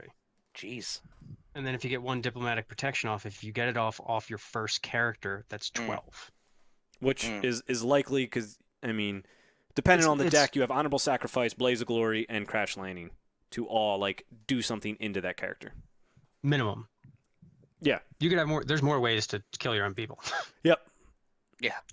You could definitely like you could make it so that like if I play diplomatic protection, I will get it off. Yeah. And that's such a strong play. Like they sink damage into something and you're like, all right, diplomatic protection. They're like, never mind, can't go after that thing anymore. Yeah, going after the can't other resolve any of my indirect damage. Yep. Yeah, it's definitely a real deck if you want to like troll your friends. Build it with as few dice as possible. Even do something really that's probably not sensible. Turn the Gungan into a Hoth Trooper just to really troll with the lack of dice. Yeah. No, I think just never activate Chirpa, and you'll still win games. yeah, 8 wide, 1 die. I think is the way to go. If you want to bring people into the game. Wide. Yeah, still 7 wide. Could you go 8 if you swap the Gungan with like just an. Well, so the Hoth Trooper, then, you're at 32 points. Yeah, Ally's Necessity brings you down to 30. So if you swap to the Hoth over the Gungan, then you're just down to 31. 20. He's only a point cheaper. Oh, okay, yeah. I mean, yeah. But you could make as few that dice swap, as possible.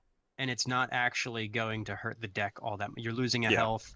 You're losing possible like value-wise. You probably will get more out of the Gungan, but you do get guaranteed value out of the Hoth Trooper. So it might actually be a fairly linear trade. So you could definitely play 7 wide with 1 dice. You could go out of your way to never resolve that dice, and you will still win. If you're playing casual decks, you will win 80% of your games against casual decks. Yeah. Even if you are not resolving Chirpa's dice purposefully. You need a tuned deck to really match the damage output of this Ewok deck. Yeah, 80% is probably actually under-exaggerating. Yeah. Like if you're playing into like Zuckus Forlom. Yeah. Yeah, any casual 2 wide, this is just gonna like destroy.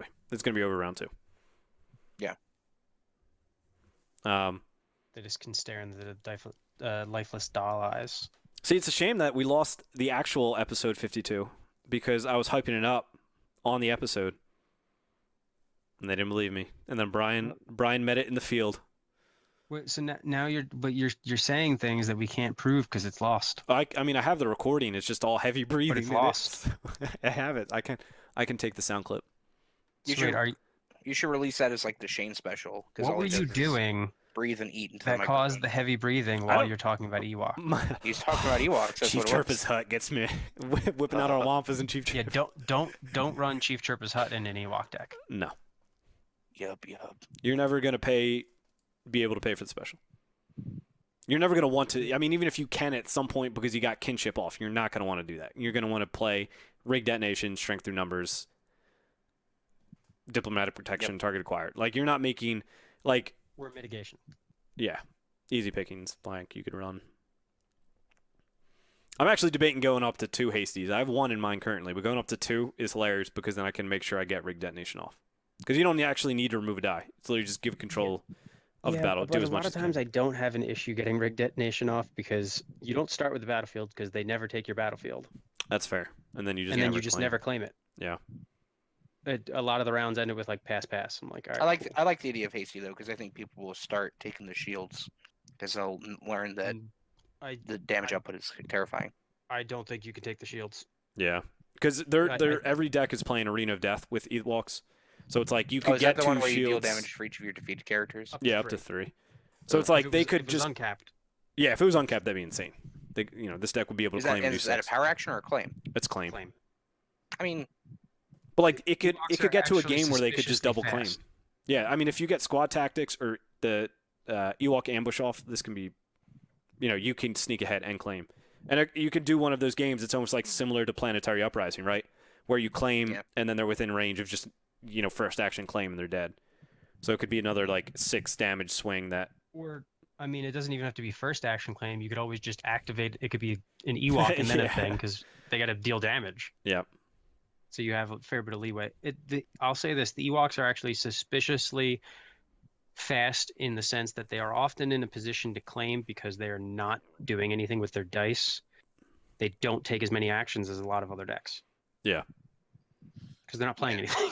That's Yeah. true. How often are you stuck just being like, activate an Ewok, activate an Ewok, activate an No, you're not. And even if you are, if that's your first turn, you're probably getting through your first turn quicker than they're getting through their first turn, where they're like playing an upgrade, rolling out some things, maybe having to reroll, activating and resolving different dice types. Yeah, And you're that's like, well, I'm already done. So it's That's a good point. suspiciously fast, and I think like if you take the shields against it, like you'd have to, I don't know. If you take the shields against it, I think while that's a 4 health swing there, I think you're going to eat more damage from the battlefield in the over the game. You need a way to swap your battlefield. You need to be, if you're taking their battlefield, you need to be a deck that, a hero deck, I believe, because even, I believe, Isn't there's a red card now that does it? Is that neutral? shortcut. Yeah, that is neutral. So spot a vehicle to Yeah. switch a battlefield with a set aside one. And then there's also Across the Galaxy, which is, Because hero can't get unique mechanics. yes. Yeah, you got to give it to everybody. If hero has it. But yeah, it's a playing on Arena of Death would seem to be a Yeah. not a fun idea. And speaking of that, if you're playing in a best of 3, you have to play on Arena of Death at least once. Yep. It's true.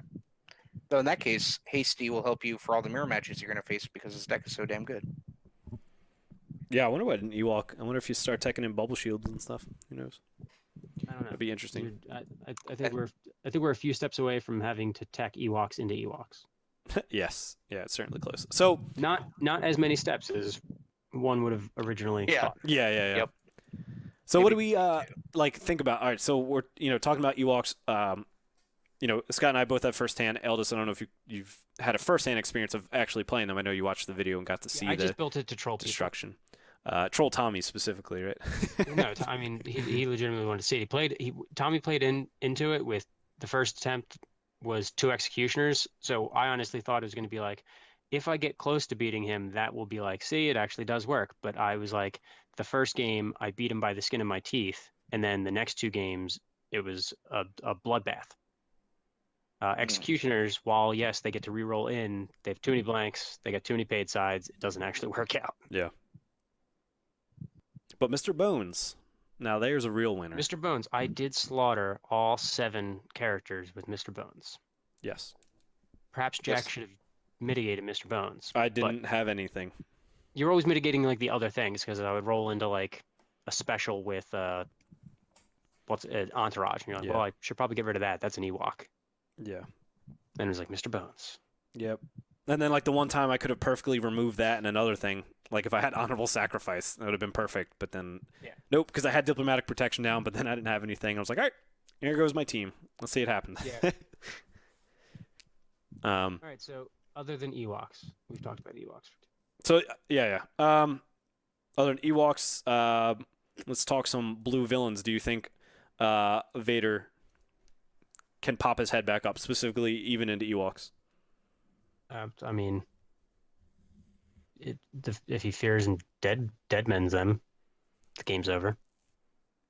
Like first round for 4.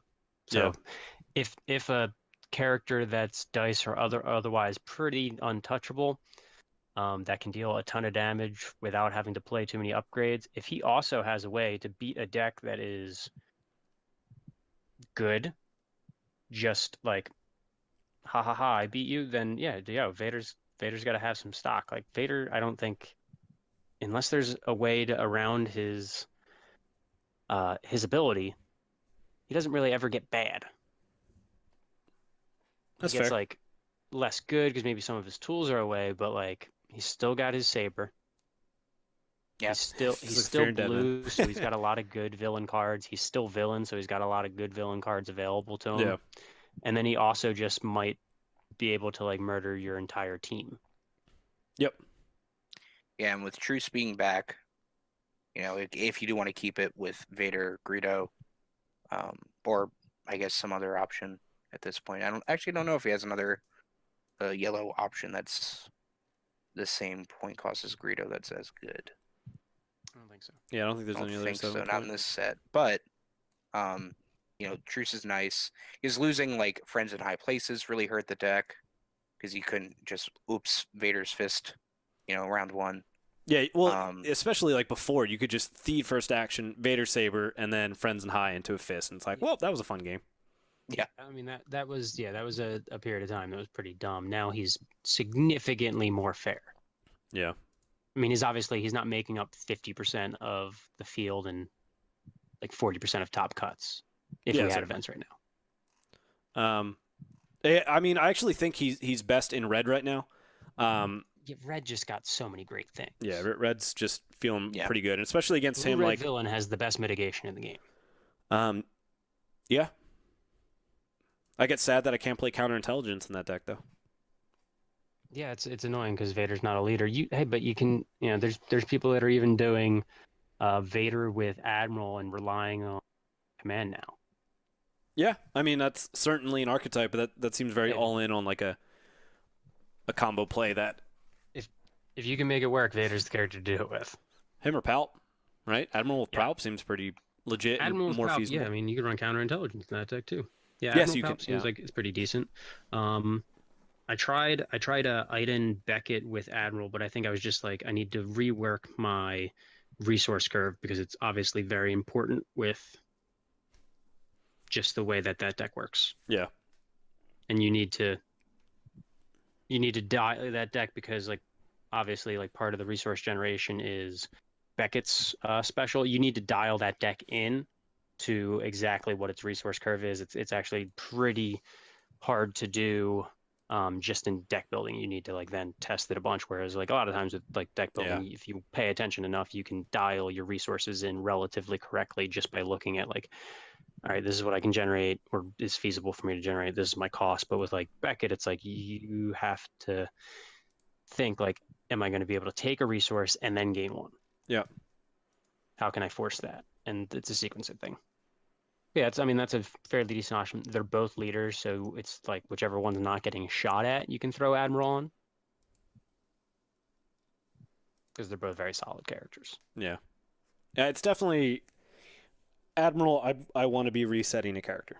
When desperate measures exist, I don't want to be resetting vehicles. No, I'm not. I mean, like, desperate measures, I think, into Mega Blasters and Fist because they can just get so much value back the first round, and then, like, all the little small stuff, like, Desperate Measures is a fine card, good play. If you have it at the time that they drop it, use it. You're getting value from it. But Desperate Measures only becomes a real big, like, I just lost the game because they played Desperate Measures if you're playing a modded out vehicle deck. And you're not reactivating anything with Admiral that you're only getting one die from. Yeah, exactly. So, character. Yes. Red definitely gives an interesting mix into it. Admiral, I think, is almost a sleeper of the set a little bit too in terms of like legendaries. I don't think people have talked about it a little bit, but I mean, like, I can't say what the value of Admiral is going to be because the value is always like overinflated at the beginning of the set. But to see it as, I think, like listed at one of the lower priced, or if not the lowest priced legendary in the set. Yeah, I think that was like, yeah, I don't. That's not accurate. Like, yeah, I mean, it's because you don't have to pay for the specials, right? Which is crazy. Like you don't have to pay for the specials. It has to be exhausted, so at least there is a cap on it, right? You can't just keep re-readying or something. Over and over again. I mean, that would have been insane. That would have been funny. Yeah. But it's got a relevant die, right? It's got the 2 focus and 3 focus, so even if you're resetting with 2 cards in hand and you don't have much to reroll with, you could still relatively hit those focus sides to get max damage from Palp or Vader, whatever it might be. Yep. Especially with Palp because he could have just so many dice coming out with him again. Mm-hmm. And I mean, you could start the storm because the Palp Sabers are free at a certain point. Yeah. Once Palp Saber, if you can play that for free, that really starts the ramp of the deck. Yeah, I think Admiral into like a pretty into a Beckett or like an Iden size character. Like if you get one other upgrade on them and then Admiral, you're in business. Yeah, I mean, if you get a pulse cannon or Beckett's rifle on them, it's just like, whew. That's a lot of resources. That's kind of where I'm talking, like dialing it in, and especially like if you can lead off with like a counterintelligence that turns, you're like, all right, I know if you have any mitigation or what it's going to be, you can. You're like, all right, I'm gonna get greedy with my focuses. I'm getting my activations, and I'm gonna just pepper you with for 16 directed damage. Yeah. All right. Let's move on. Let's move on to what do you guys want to talk about next? You want to talk about Mill? You want to talk about Hero Blue Sticks or like Raylo? I mean, do we want to talk about the RRG that just dropped? Oh yeah, dude, I have forgot about that. Yeah, just because it makes so much sense, and I'm like, this should have been the game. Address. Yeah. So yeah, the rules reference dropped, and the biggest news was the restricted list. In case anybody hasn't seen, which I'm sure if you're listening to us, you probably follow the game enough to see. But added to it, at least in standard, was 3PO, the military camp, Order 66, and execute order. Or sorry, no, the plot and Rebel Trader. So whatever, I think it's just Order 66 is the plot. Order 66 is the plot. Execute Order 66. Yeah. The Infinite Holocron restricted list is much longer on there. It also has Mean Streets, Hyperspace Jump, and Retreat. Because there was a planetary uprising deck that basically didn't play. Yep, didn't let you play the game. Yeah, beautifully crafted, brilliantly executed, 100% native play experience. Terrible for the game. Well, that was his point. That was Minion. He brought that out at Origins, and I think did he win? Maybe go 5-1 or 5 scooped. Yeah, that thing it was bad. And then so whoever saw that then took that and to they literally just got another way to stop the round if they had wanted. Yeah, with the jump to light speed. Yeah. So yeah, I mean that's super good. I don't think the military camp restriction from 3PO is really all that big of a deal. It just means they're going to 6 resources every time instead of being able to disrupt you first action.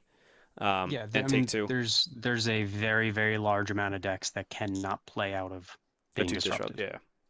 Yeah. Like most decks. Yep. And so if that was going to be one of your most popular decks, you just narrowed the window of competitive decks, and then you also narrowed the window of like decks that can play a game. Yep. I'm fine with like a restricted list. I've played other FFG games and they use restricted lists a fair bit.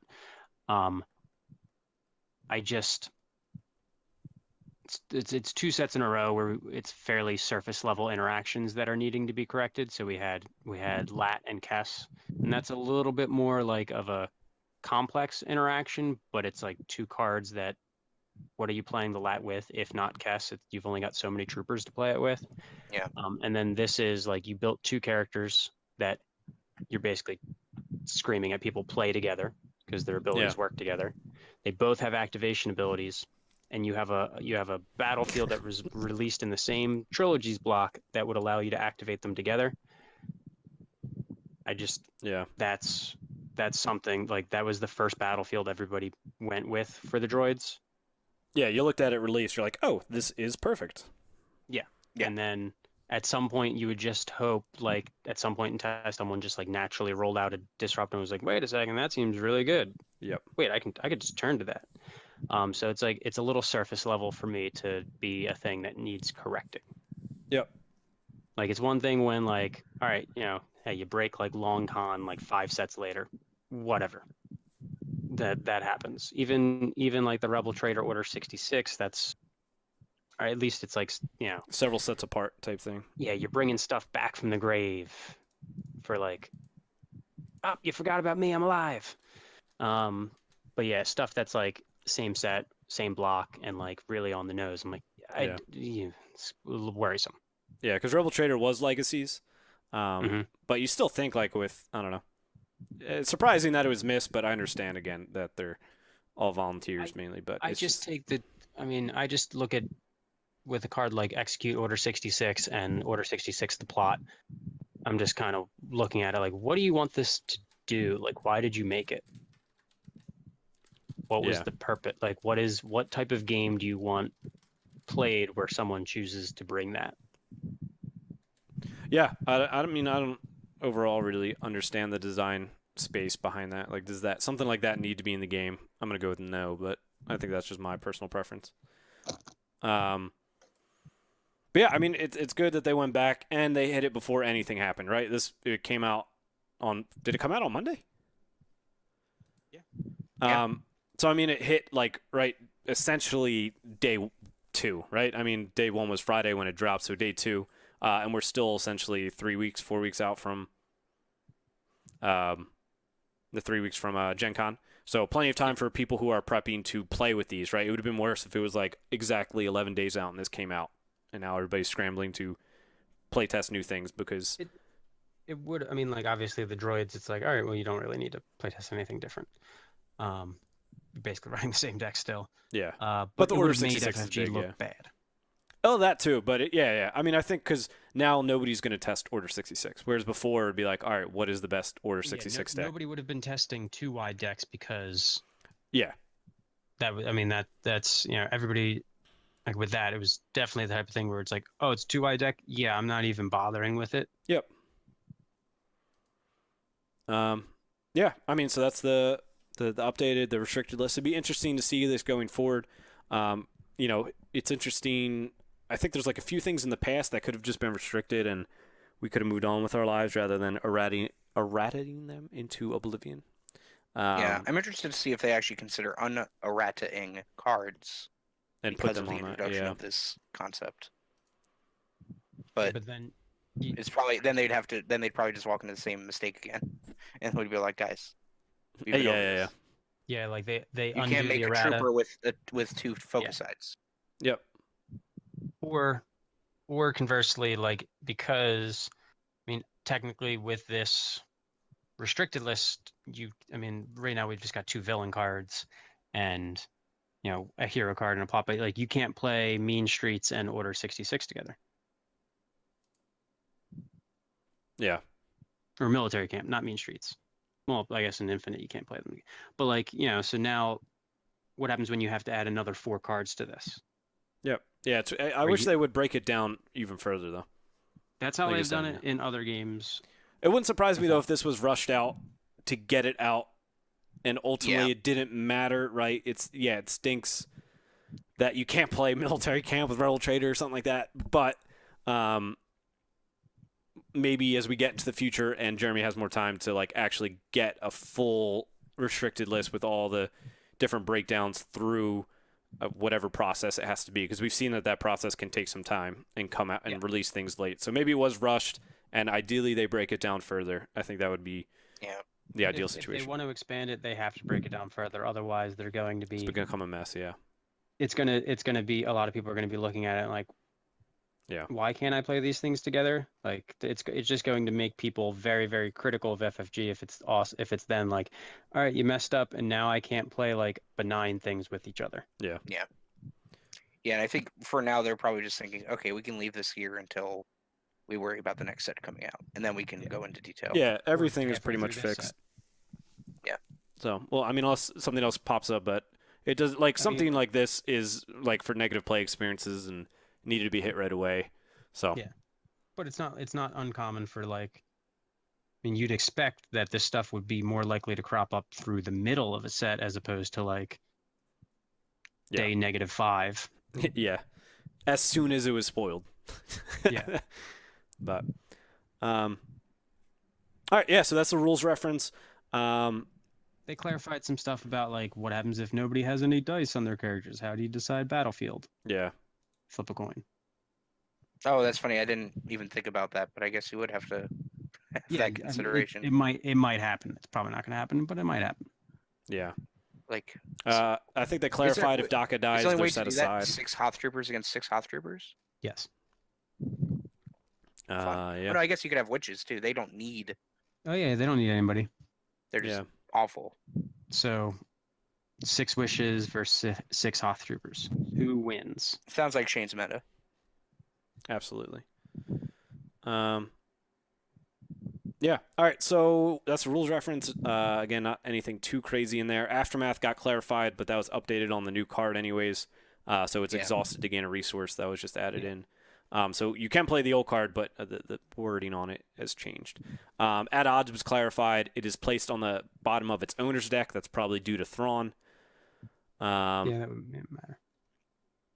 And yeah, I mean, I think that was it. And they have some clarifications about B-Wing, Han Solo's dice. Yeah. Lightspeed Assault, Talisman, Old Daka, Night Sister. So nothing really. No, nothing. changed. Yeah, nothing changed. you have If to you worry about. already knew how those things worked, they just said yes, this is how it worked, and there had been some people asking about some of them. Yeah. All right, so we'll roll back into just Spark of Hope talk. Is there any other things that you guys want to talk about? Because we do have some Patreon questions we want to get to at this point. We're at an hour 40 right now. Yeah, let's go to the questions. Do it. All right. So I'm gonna roll these over from last week. As I said, the episode was lost, so we'll just redo them. So if some of these people are hearing these questions and you're like, I didn't ask them this week, that's where they're from. So Jank It Up Fuzzball says, who will merge as the most played diceless character? I'll say that Tommy and Brian both said Ewoks. I said Youngling has a chance just to have parity. I went last just so I didn't just say Ewoks as well. But I think as this week has shown, I think it's pretty clear that Ewoks will be the most played diceless character. Yeah, at least initially, for sure. I agree with that. Yeah. I mean, especially if you're considering like most played diceless character that you spend team points for. Yeah. Yeah, I mean, the other ones would be like zombies. There's DACA combo decks, but they really only make 4. Yeah. So and then they kill them. Even on that basis, Ewoks win. Yeah. So, that was from Jank It Up Fuzzball. Smurley asks, what events should players be looking to do for those of us that aren't going to GenCon, Nova, or even Worlds? So basically, like Spark of Hope, what's some interesting things that, if you weren't going to these big events, would keep you interested as a local scene player? Well, I guess it's not store champ season, so. Yeah, who knows when the Prime kits will come, or not the Prime, because Prime is new regionals, the Premier kit, sorry. With the Mr. Bones mats, which are essentially store champs. Yeah. So that's a good one if it ever gets released.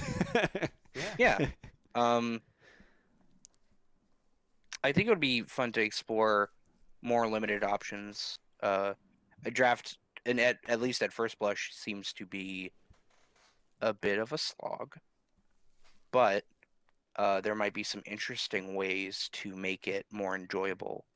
Yeah. Or more interesting. Yeah, I will say, so, I mean, I'm kind of stealing from what he does. Smurley, he does the Escalation Leagues, and he actually, I think, is adding starters to the Escalation League for this set. So that is certainly a route to go, something that you could do that is, again, interesting. And Grievous actually opens up a lot of interesting stuff in this set with there being more droids. But we actually aren't doing that locally just because we have people who are prepping for GenCon, so we figured we'll actually play some tournaments on our weeklies to just kind of prep people for that. But I mean, I think the best thing, I mean, I guess I can't say, but I'll say that I can't say it's the best thing because I haven't done it, but the box tournament, I'm super excited for that. I think that's a great first event. Convergence was a ton of fun, and I'm very much looking forward to this one as well. Yeah. Yeah, I think it'll probably be better than draft. Yeah. Because while there are definitely like a number of cards in the set that are not useful at all in any format that exists, at least with opening a box, odds are even if you get like 10 of them, you still got 26 other dice cards. Yeah. And a lot of the stuff was combo-y. So yeah, this set, last set, there was like boxes seem to just have a ton of characters, so you got a little overwhelmed with that. This set, I think overall the characters are all very playable. Yeah. I mean, so for this set, you get 22 characters, 22 upgrades, and 16 supports. If I did that right, which I think I did. But yeah, it was actually last set, Todd from Knights of Ren, he actually let them use, some of them use the Allies kit. Because one, I think people were excited to use it. Or no, it was Rivals at that time. Sorry, so they weren't even excited. But he was like, yeah, this is so character heavy that just for upgrade's sake, he let people use Rivals. But I think it's more fun to just do the box. At least that's I was fine with it last set. It was, it is what it is. Yeah. All right, so that is that. Next one is from Mended. This is obviously dated, but it says, does Two Wide have any chance in competitive format with Mill and Order 66? Order 66 is obviously not relevant to this, but does Two Wide? Let's just open it up now. Now, how do we feel about Two Wide? Even I mean, Mill's still good, but do we feel like Two Wide is viable? Yeah, but yeah, DACA combo decks with Django seem like they can do some stuff. Yeah, I think there are enough interesting pairings out there right now that there will be some for sure. We are back to the FFG needs to start limiting these draw card effects. Yeah, now with Common Cause and DACA. Yeah, draw 5. Yeah, they just put a blanket limit. You can only draw 3 cards at once, 3 cards a round or something. Yeah. No, I think there's a number of Two Wide decks. I don't think it necessarily Mill is crowding out Two Wide decks in particular. Maybe Hero Two Wide, maybe like Blue Hero Two Wide decks because they're too reliant on shields. Yeah. But no, I think with the Order 66 thing gone, people are gonna feel comfortable bringing Kylo Ray, Vader something, Maul something, Mace Django something. Mace something, Certainly. Yoda something. Yeah, whereas before all of that just Beckett. auto loses to any trader Order 66. If Order 66 and trader was still a thing, nobody would touch Two Wide because it's dead. Yep. Dead into that. So it's good that it's not. Cool. On the next one, Smirley asks, is Aphra still the meta? Or Aphra still meta? We can even just change it. Is Aphra still prevalent in this meta? I think she's still involved in it. Yeah, I think any meta that's pushing droids will have a place for Aphra. Yeah, I mean, you could run Protocol Matrix in her deck because you're probably getting a droid out. You got the new police cop things. They're another relevant droid to play. You got Inflict Pain as another event that they can combo off of if they want to play that game. You deal them indirect, right? It's not deal yourself 2 indirect to deal 2 damage. You deal yourself 2 damage, not indirect. Yeah. Yeah. And feels less good, but you're still leveraging that high health pool that they've had. Yeah, if you wanted to play, if you wanted to play that game. Yeah. We were spitballing earlier, all right, well, what would Aphra look like into Ewoks? And on paper, that doesn't seem very good. Doesn't mean I'd not unwinnable, but if Aphra's thing is leveraging damage to itself through its higher health pool, it doesn't have a higher health pool. Yeah. So my take on that is basically, in theory, in my head theory, is that maybe Sad could combat it if it can get off a Snoke power action every round. Because Aphra could you could Snoke power action Aphra's 2 range and just kill an Ewok. Yes, but if you Snoke Aphra's 2 indirect side. Yes, that's certainly less. They don't care. So now you've reduced their Snokeable sides to the 1 ranged and the 2 ranged. Yeah. So that's certainly not as good. I think you just take it when you would get it, but yeah, I mean, yeah, I think you just do it anyway because 4 damages. I mean, you're gonna have to deal the damage. Yeah, but again, that indirect is tough that they'll be dealing because it makes it easier for Ewoks to pull off diplomatic protection. It is tricolor though, so they get access to all of the tech tools that Red just got. Yeah. Between counterintelligence and embargo, which are real. So I mean, yeah.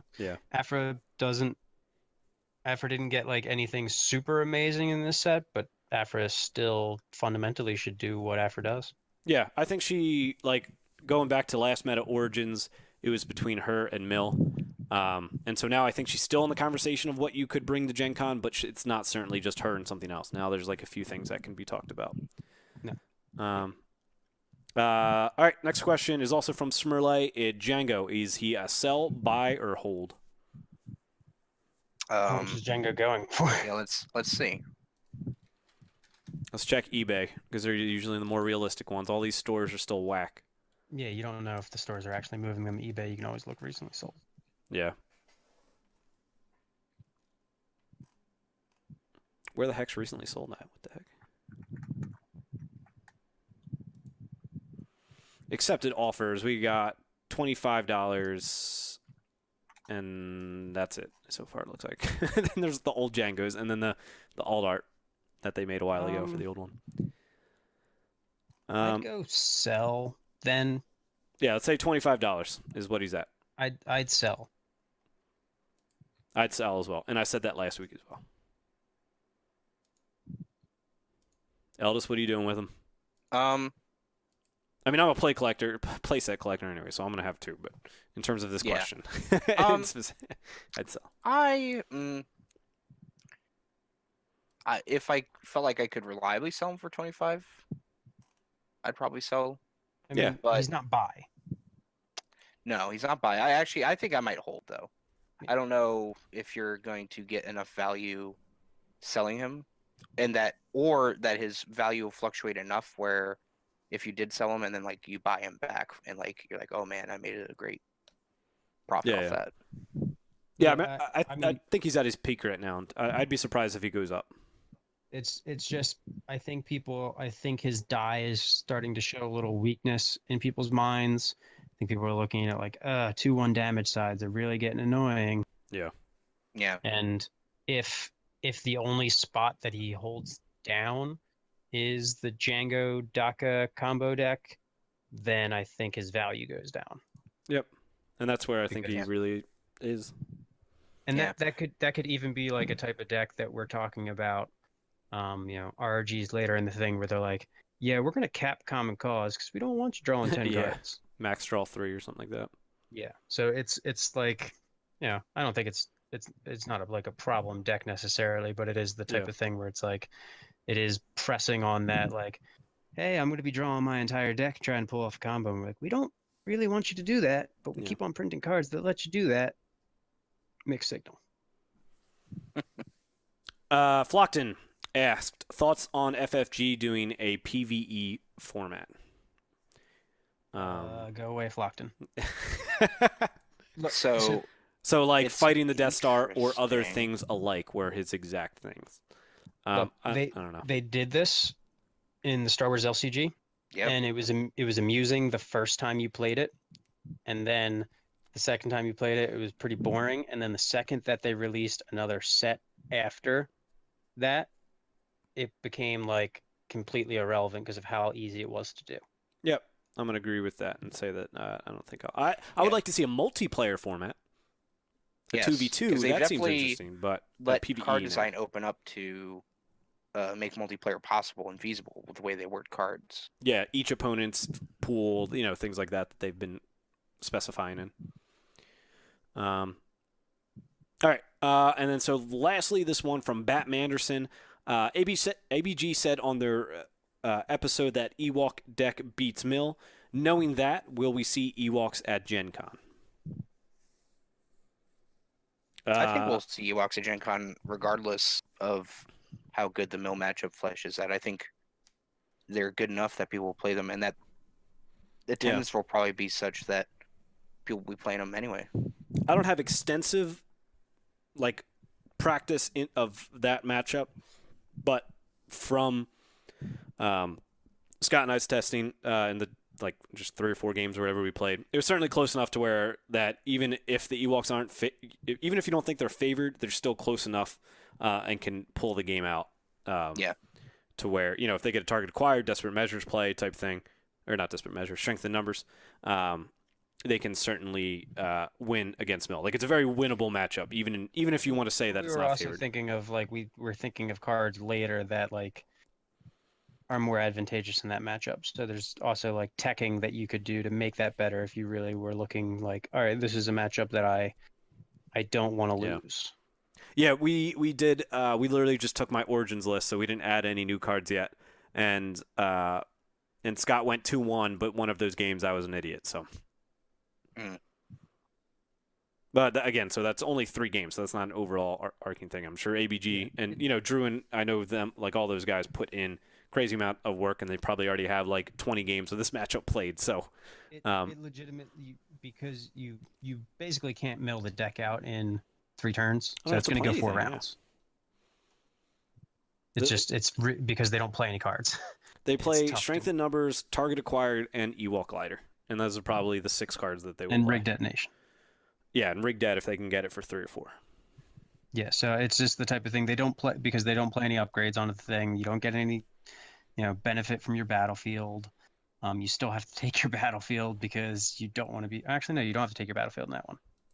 Yeah. You take the shields in that. That was the one where you take the other one. That's the only matchup where it matters. Yep. But yeah, because it's really difficult / not possible to mill them in 3 rounds. That means they're going to get 4 rounds, so they're going to deal 20 damage via just Ewok activations. Yeah. And like, if you ever get caught with your pants down and don't have a mitigation for the Chirpidai, that could be problems. If they hit, if they hit a glider attack and a strength in numbers, that's 30 damage. Yep. That's a dead list. Yep. So, yeah, I don't necessarily like Eldis said. I don't think it's going to be decided on like how that mill matchup shakes out. Whether you'll see Ewoks. I think you're going to see Ewoks because I think like we have like 285 seats sold, so that's like. Are you sure it's that many? I think it's 285. I don't know.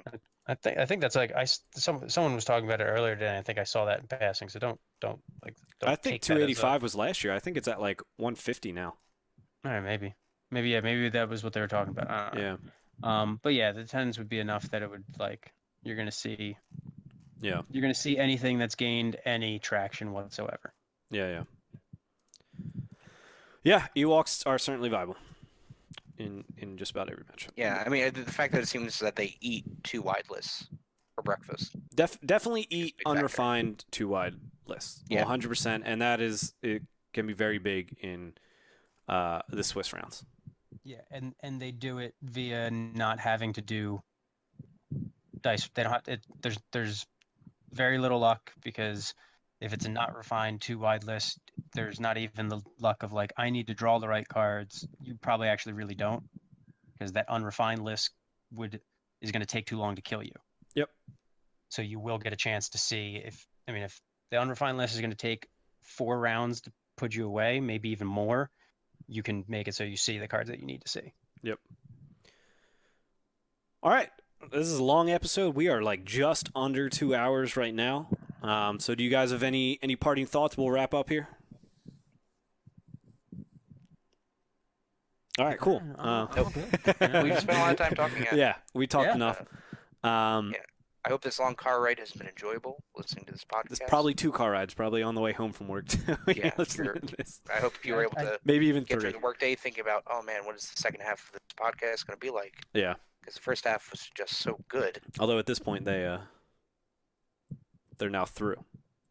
Yeah. Right. All right. So yeah. Thanks for everybody for tuning in. We've got Facebook, we got Twitter, we got YouTube, we got Twitch. You can follow us on all those things. We will be streaming tomorrow night, Thursday, the 11th, at 9:00 Eastern. If anybody is looking to do that, I believe we'll have Scott, and I'm trying to actually get Drew from ABG to come over and play some games with us. Try to get mix it up a little bit as to who's on. And then also Friday night, I'm going to be on Late Night Gaming. So yeah, that'll be fun. Cool. Yeah. Stuff to check out. And then we also have a Patreon page if you guys are looking to support us.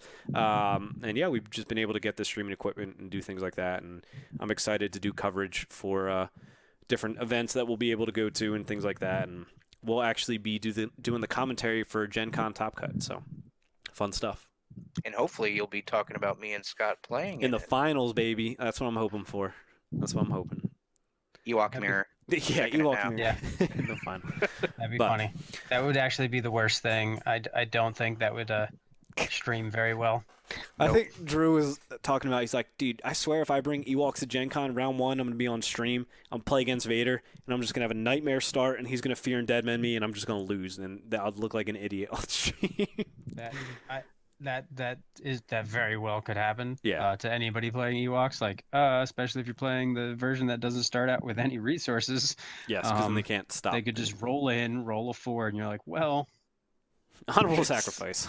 It's been nice knowing you. Yeah. But all right, we'll sign off The here. Ewoks they don't look good on stream anyway. 'Cause if you can't see the hand, you can't really see what's going on.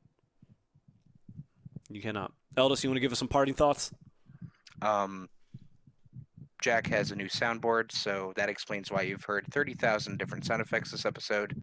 I'm sure he'll add them all in post, and they will all be timely and meme-oriented and hilarious. I would have played them all immediately, so you would have heard them. So. Well, then you haven't done your job well enough, Jack. Well, so I finally got it set up. All right. So now What's the next point week, of having it if you're not going to use it? Yeah. because I got it like 2 days ago. Mr. Finally Chip got it is set so up. much better than you. He is. Yeah. Like I said, Jack, just put it in. He was on post. They TV. won't know. You know what? They Not won't all of know. us can be elite podcasters like Chip and whatever show that they had before. All right, I'm going to stop it here. Thanks for tuning in. We will catch you guys next.